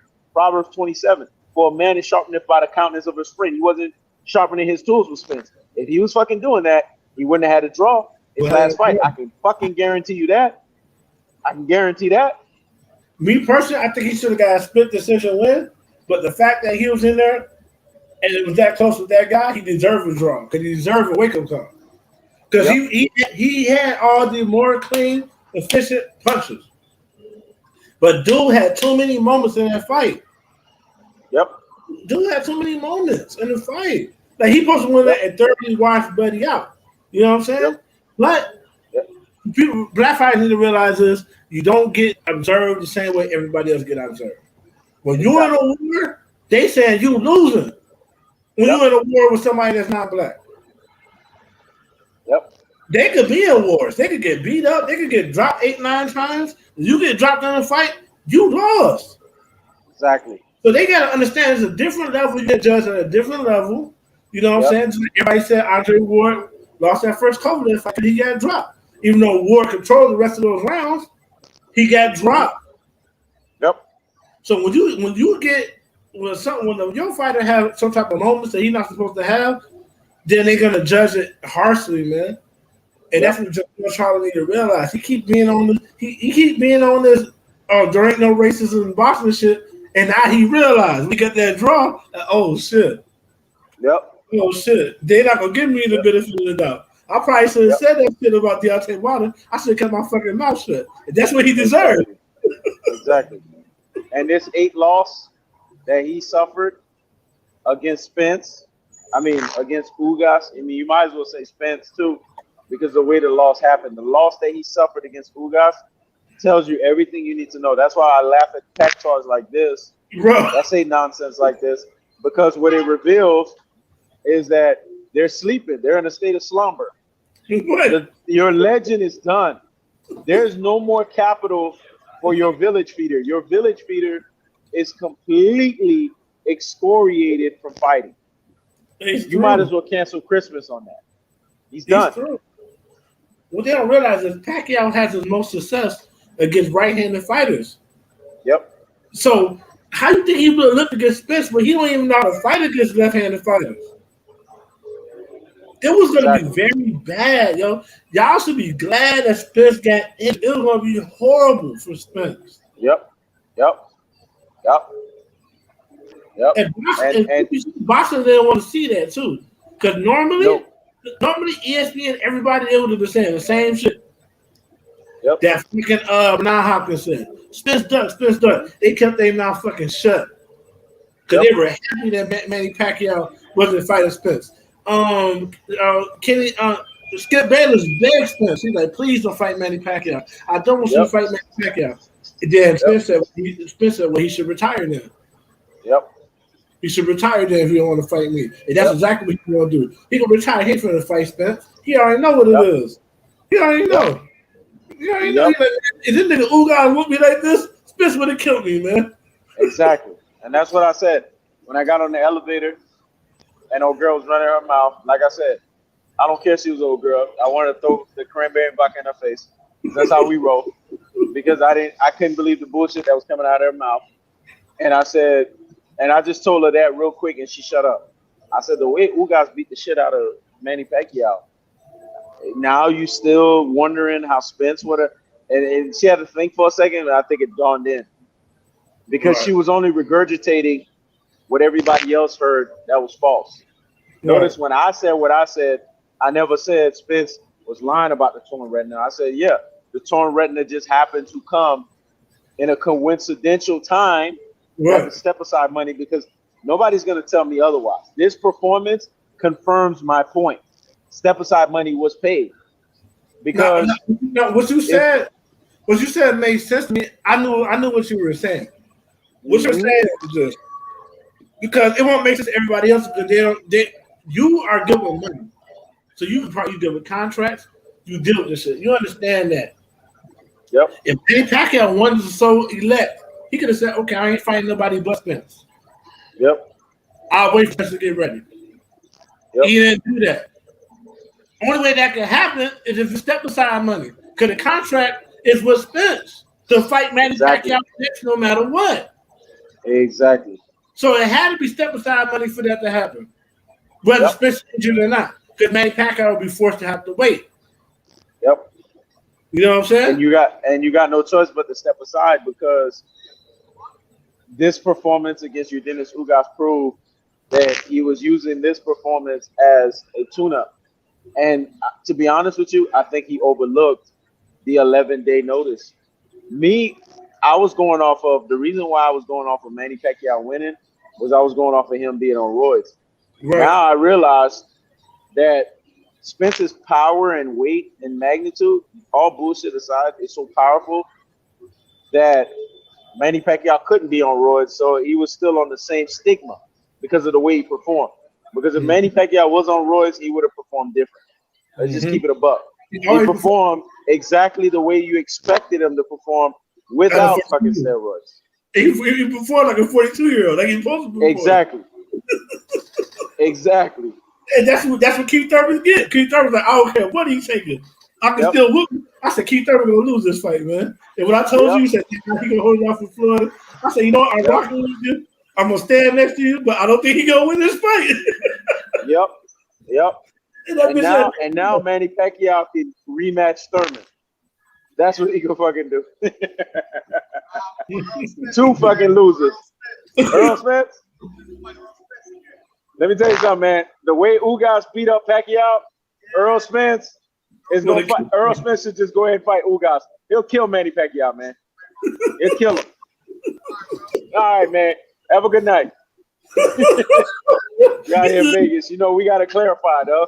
The thing about Manny Pacquiao is what people don't realize what people don't think about Manny Pacquiao fans is they don't realize is it's okay to hold your fighter that you love accountable. They feel if they deal with somebody, they don't have to hold them accountable. Like they were waiting for Manny Pacquiao to make an excuse tonight, and when he did it, their heart was broken. Because you don't realize when Manny Pacquiao loses a fight, it'd be a whole household of people crying. Exactly. I seen this in my own like they are right now. I seen this shit with my own eyes. When I was in Japan, I had a lot of Japanese girls. I had some Filipino girls too. I was over their house. Over their house with a Floyd Mayweather t-shirt. I'm the only one rooting for Floyd. Bruh, when Floyd won that fight, they was in there crying, man. Exactly. They was in there crying. My bitch came out, I rubbed her head. I said, man, I said, it's TBE. It's TBE. But all her brothers and sisters looking at me all crazy shit. What they was going to do? I'll whoop their ass. You know what I'm saying? Exactly. It's TBE. Let me just say this real quick. Tommy Montgomery said, hey, real quick, it's a brother on the left, the one that says alpha and beta sort of shit. You dodo head. If you don't realize that alpha and beta exist, I can't help you to realize that shit exists. I can't fucking help you. I mean, you're just on some bullshit and fuck shit if I can't help you out with that. Bottom line is, you need to either study me or Tom Ross, or just go right back into the hole you crawled your rabbit ass up out of. Right. When it's all said and done, Ross, people got to understand something very clear and very loud and proud, man. AARP, it didn't sneak up, Mr. Vegas. I dropped 127 videos. If y'all was listening and paying attention, now y'all need to go back and watch the video. I told you he was AARP then. AARP's been then since then. It showed in the Keith Thurman fight. This man was waning after 6 fucking rounds. He was AARP then. Even before then, Adrian Broner, he's always been AARP. Y'all just thought in your minds that Manny Pacquiao was something more than meets the eyes. You thought he was a transformer. You thought he was Optimus Prime. You thought he was Megatron, when in actuality he was a fucking star screamer, man. You know, and that's the thing. The media is so good at what they do. They even got black people fooled, man. They talking about RERP sneaks up. Didn't Manny Pacquiao look against Floyd?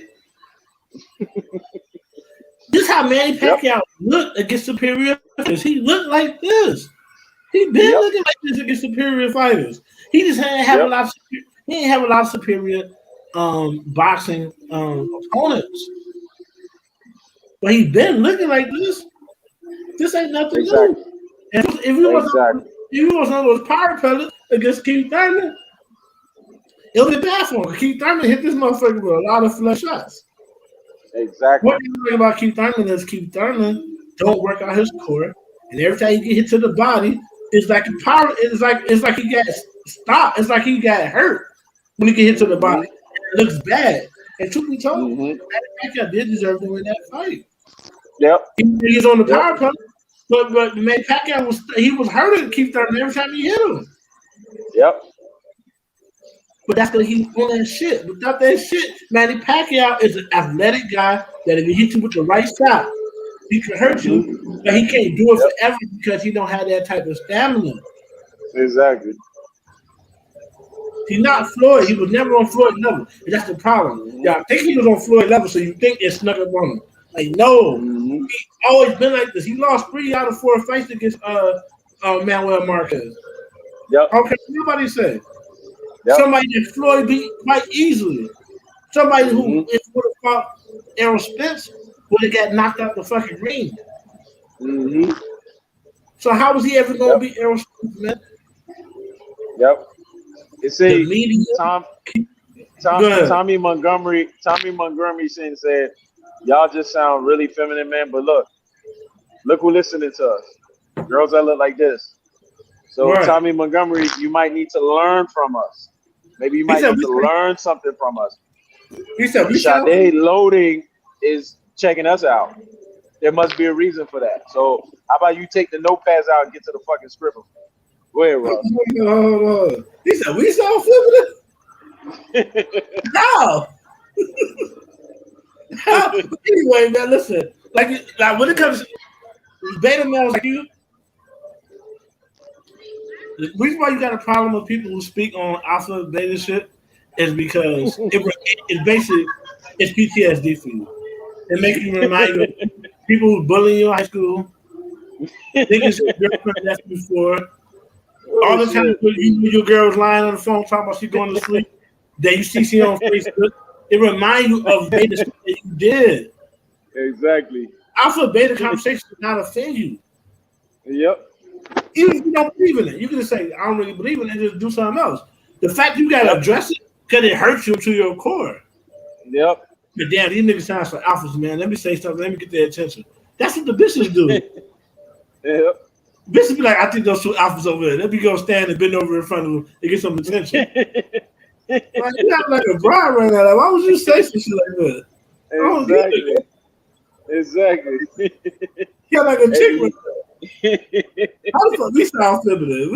That's feminine. Mm-hmm.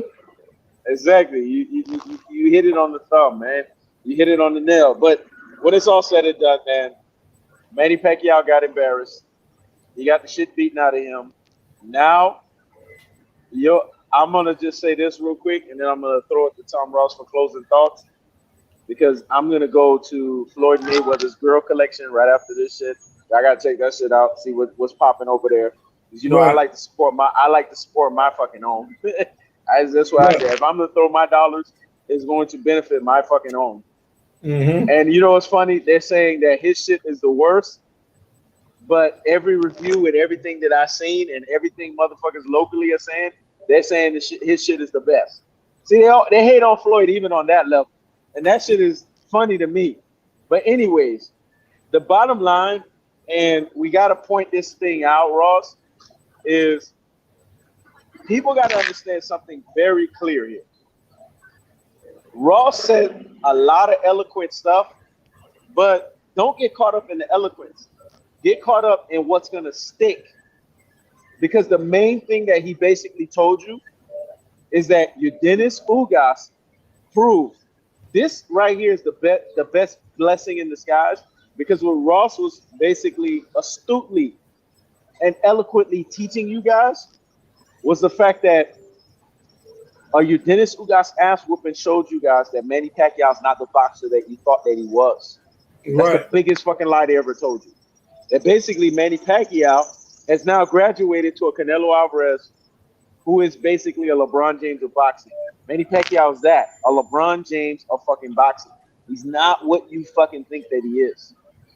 And this is what this ass whooping revealed to you guys. Because this ass whooping right here, no one's going to go back and say it was a sham. No one's going to go back and say that, this fucking fight ended the way it did. No one is going to sit there and say that this fight turned around and looked ugly the way it did. You know what they're going to turn around and say? They're going to say that Yordenis Ugas beat the living shit out of Manny Pacquiao. And because he did that, you now have to give him his ultimate fucking credit. I'm going to toss it to Tom Ross to close the bitch out. He got you. So, a lot of questions was answered tonight. The Errol Spence ducked Manny Pacquiao. That was answered tonight in the emphatic fucking note. Some people in denial saying Floyd Mayweather didn't beat Manny Pacquiao. Yeah, because all Yordenis Ugas did was doing what Floyd Mayweather did. Except for he traded punches a little bit more. He did the same thing. That was tonight. What else? Who else answers tonight? That Manny Pacquiao is a great fighter, but he was never a great boxer. That was answer tonight. Great fighters, the fight got to go a certain way for them to win. The boxers could adapt. That was answer tonight. What else was answer? Oh, Joe Goosen need to be fired. That was answer tonight. The whole fight, he was trying to make sure Manny Pacquiao was in it. Manny Pacquiao was out of the fight round 4. It was over with. You know what I'm saying? Like he had already figured Manny Pacquiao by round 4. And to me, he won three of those 4 rounds. But Joe Goosen was like, Manny Pacquiao was winning just based off of volume alone. That type of mindset just needs to be eliminated from boxing. All because I throw 200 punches that he knows and only 3 hit. And he hit me with 3. You know what I'm saying? That is still an even fight. It don't matter how many punches you throw. If you miss it, so answer. Tonight was a great win for the sport of boxing. Boxing won tonight. Why? Because too many times people like Maidana and Manny Pacquiao have gotten off on their sheer value and their freaking strength. And it had kind of outshone what boxing really is. If Manny Pacquiao was a pure boxer, he wouldn't have lost the way he lost tonight. He lost very easy tonight. And he made no adaptations to anything. Yep. Like he never adapted. Nope. Keep that in mind, man. And Yep. to all the Manny Pacquiao fans out there, don't be sad, be happy. Because Manny Exactly. Pacquiao would have got carried out in the fucking stretcher if Errol Spence would have been in there today. Exactly. With Exactly. Blu-ray, with the extra strength, with the Yep. extra 22 pack, Facts. he would have knocked the free holidays out of this motherfucker, man. Facts. Facts. So thank you, lucky stars. Facts. That's all I got. That's it, man. And we build, we don't divide. And Spence took back on Blu-ray, so I accepted it on. That's me. You know, we don't build, we don't divide, we build here. And when it's all said and done, if Spence was there and he didn't have the torn retina, I have no doubts in my mind, unequivocally, emphatically, that Manny Pacquiao would have gotten his guts beaten the fuck up. That's exactly what happened. Because body work is a heavily underrated art form in boxing, but jab, man. And Spence is a master of two. And when you're a master of both trades, there's no way that you can fucking lose. And what it revealed tonight with Yordenis Ugas winning, I'm so fucking proud because he represented MIAO, man. But I'm also proud that this guy right here was able to prove that as long as you have a boxing pedigree, there's no way that you can lose a fucking fight if you can hang everything on your boxing gloves. So boxing won tonight. Boxing needed this because boxing needed to be reminded that there are great boxers out there. And what Yordenis Ugas did, and I highlighted it and I said it earlier, and Tom Ross has echoed it over and over again in different variations, different forms, different facets, different aspects, is Yordenis Ugas gave life to this generation. This generation needed that fucking lifeline. Spence was going to give it. Spence couldn't fucking give it, but Yordenis Ugas. And now you guys see why I want Spence and Yordenis Ugas at 154. Because they would be healthier, they would be bigger, there would be more volume there, and they would be able to bang more. I would just want it at 154. But now, guess what? They're going to fucking fight next, and I ain't fucking mad at it because Yordenis Ugas has a strap that he's a super championship belt, unlike a Devin Haney of the world that was email fucking given to him. Yordenis Ugas proved he earned his super championship belt. And now the saying goes, man down and fucking strap season. So now Spence gets the blessing in disguise. And you know what? Yordenis Ugas turned this fight into a pay-per-view fight instantly. Because guess what? He beat fucking Manny Pacquiao. So now this is a pay-per-view fucking bout. No doubts about it. Yeah, man. So, hey, so once again, we ain't did this in a while. We haven't done this in a while, but I consider this a hit. It was a hit. It was kind of like we never stopped. Never stopped, man. So so tomorrow I'm going in full throttle mode, attacking the Manny Pacquiao nation. Because for years they have basically said Manny Pacquiao never lost. It was always an excuse. Always an excuse for Pacquiao. Always. So I know the showbiz pieces of the world's feelings hurt right now. I know ES Sports, the ES News feelings hurt right now. I know there's a lot of hurt people right now. But accept this loss. It's accepted, man. Yep. Because your guy, Manny Pacquiao, proved that without PEDs, he's just a normal man. Yep. All these guys that said that Manny Pacquiao is better than Floyd, leave that shit alone. Get off the fucking crack. Get off the coke pipe. Get off the fucking cocaine. Get off the damn heroin. Because guess what? Manny Pacquiao got 8 fucking losses. And you know who Manny Pacquiao's looking like right now? He's looking like the way Roy Jones Jr. looked after fucking what was that guy that he fought? Montel Griffin. After he fought Griffin and lost to fucking Griffin. Ever since then, he became a has-been. He lost 8 straight fucking fights after that. And instead of him being 48-1, he turned out being 66-9. This is what Pacquiao's career has turned into. That bullshit and that fucking fuck shit. You know what? You're right. Manny Pacquiao is a Filipino Roy Jones Jr. Exactly. The Roy Jones was knocked out a couple of times too. Yep. Yep. And that's why he likes Manny Pacquiao so much. He reminded him of Yep. himself. Yep. That nigga that get knocked the fuck out every now and then. Yep. And Floyd somewhere laughing his ass off. You see, that's why I never. Once you beat their ass, you never rematch them. Floyd was never going to rematch Manny Pacquiao. Even if Manny Pacquiao would have won this shit, Floyd would have said, "Okay, go fight Spence." Floyd would have never rematched him because Floyd already beat him. When you beat somebody, you don't need to fucking rematch them. Especially like that, and he knows this is nothing people missing. This fight card today was nothing but Floyd Mayweather easy work. Exactly.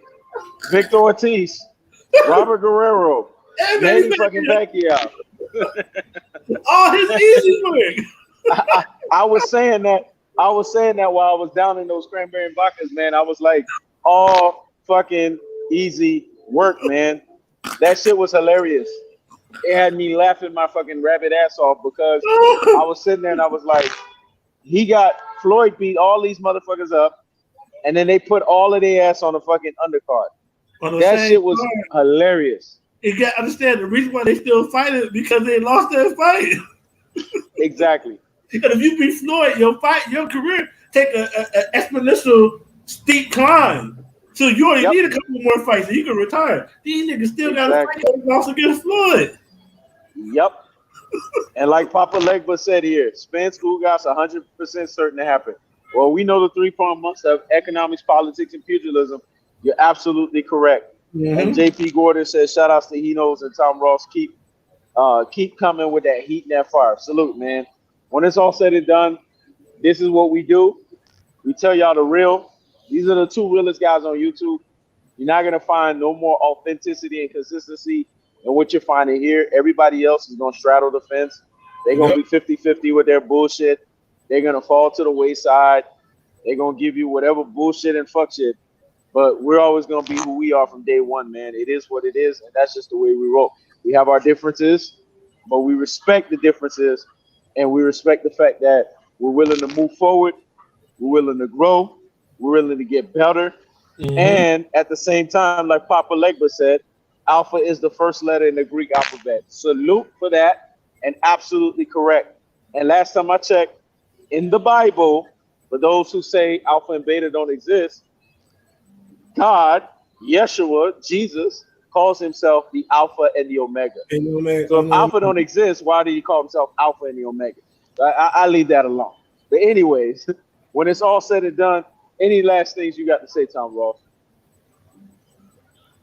Not at all. That's all thing I got to say, man. Basically, shout out to the chat. Y'all was very active, and we need activity in the chat. That helped the live go a lot better. You know what I'm saying? Because we don't reduce none of this shit. We just come in here and start talking. So the more activity y'all give us, the more we can feed off of y'all activity, and that adds to the show. So thanks for being active. Exactly. You know, thank everyone that showed up and showed out. I wanted to film it during the fight, but man, they was already starting to give me issues up there. Oh, you are you filming something? Filming's not allowed here. So I can see why people don't do that shit. But appreciate y'all, man. When it's all said and done, the betas are going to be betas. They're going to have basically things sticking up where the sun don't shine, where it belongs. The alphas are going to be what they are. And what we revealed is that we separated the weak from the strong. We kept the foot on the fucking necks. And I don't ever want to hear anything about Manny Pacquiao ever again.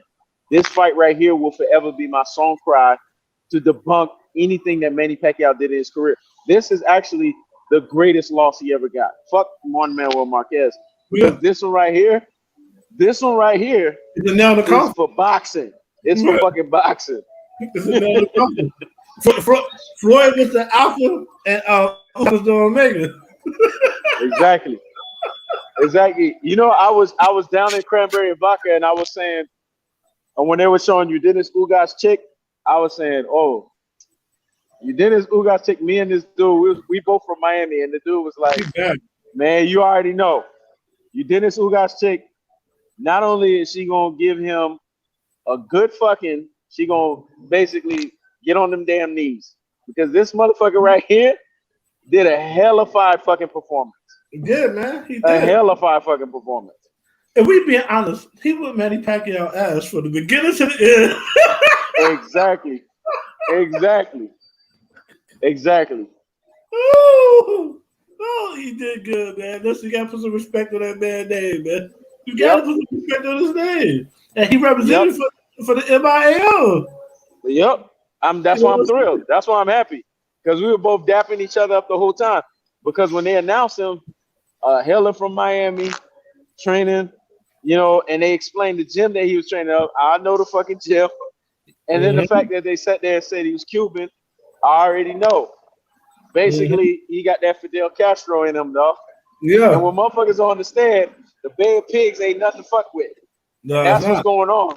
That's what's going on with fucking Yordenis Ugas. He Bay of Pig, Manny fucking Pacquiao, man. Like I said, man, he was knocking the Lumpia out of Manny Pacquiao. That's the same right hand that Floyd was in Cotto with. He was throwing around the deals. He was not. Even when Manny Pacquiao was catching it, was knocking him across the ring. I was like, I said, if you got throwing that right hand like that, it's over for Pacquiao. Because at the time, he didn't even see the fucking right hand. I said, over for this motherfucker, man. Yep. Manny Pacquiao should never step into a ring. See, this is why Floyd was trying to teach Manny Pacquiao the lesson, but he wouldn't get it. This is why you don't fight young lions, man. That's why Floyd went into YouTube fighting and all that. Because even Floyd, as great as he is, understands. Because he listened to his dad. At some point, Father Time catches up. And you don't want to be that Manny Pacquiao that's sitting there in the ring trying to fight a young lion, and then now they're looking at you after you did this Ugas fight and calling you a fucking hazard. You got to understand, this is the reason why they don't like black fighters getting their money in the course of their prime, because they want you to go out like that. I know this is ready to close the live, but let me get this off here. Muhammad Ali didn't die with the money you were supposed to have. Joe Louis died broke. Frazier died broke. Fucking George Foreman would have retired broke, but he got the Foreman grills. He got rich with grills. They always want black. Sugar Ray Robinson retired in debt. Always want black fighters in debt to get your whole life to boxing and not to have shit. And they don't like Floyd because Floyd beat all the boxers and he beat boxing. It's like when you go to Vegas and when you win and when you actually win money, look at the dealers and shit. They don't like you. They be upset. You won. You got to get up out. They be upset when they be start bothering you and shit. They want you out the be busting their ass. That's how they want. That's the reason why they don't like Floyd. The black man is not supposed to beat boxing. And then you notice like nobody from the PBC because Errol Spence is beating boxing right now. These guys are beating because they're able to retire if they want to. And that's why I'm happy and satisfied that Marvin Hagler left on his terms. Because a lot of people don't understand that. But Marvin Hagler was hella rich, man. This guy was almost $500 million. And he was quiet with it. And he left on his own terms because Marvin Hagler is not a wasteful person. He doesn't waste money or anything. Fortunately, he passed away. But he was not broke when he fucking passed away because he made hellified investments in his own fucking way. So a lot of people got to understand, man, this sport right here, it's been saved tonight by Yordenis Ugas winning. Because if Manny Pacquiao won, it would have been the same old. Yeah, we would have had our rush hour boxing and Spence would have fucking turned around and retire him. That would have been the game plan. But I'm happy it ended the way it did because guess what? Boxing is restored. People understand that the pugilistic art is there and it's going to be there to stay. And that there are fighters out there that as long as you have boxing ability, you should nullify anything and every fucking thing, man. That's what was restituted. That's what was resurrected. And that was what was restored tonight. And I'm going to leave it at that. Yeah, man. So that's all I got, man. That's all I got. All right. Well, y'all take care. Y'all have a great night. Tom Ross, man. You killed it. Appreciate you showing up and showing out. We'll catch up offline on this shit. But other than that, man, everyone in the chat that supported, everyone in the chat that did what they did. Thank you all the super chats. Thank you everybody. You know what I'm saying, that donated. We appreciate y'all. Anyone that wants to continue to donate their Sunday's best, continue to donate to the platform.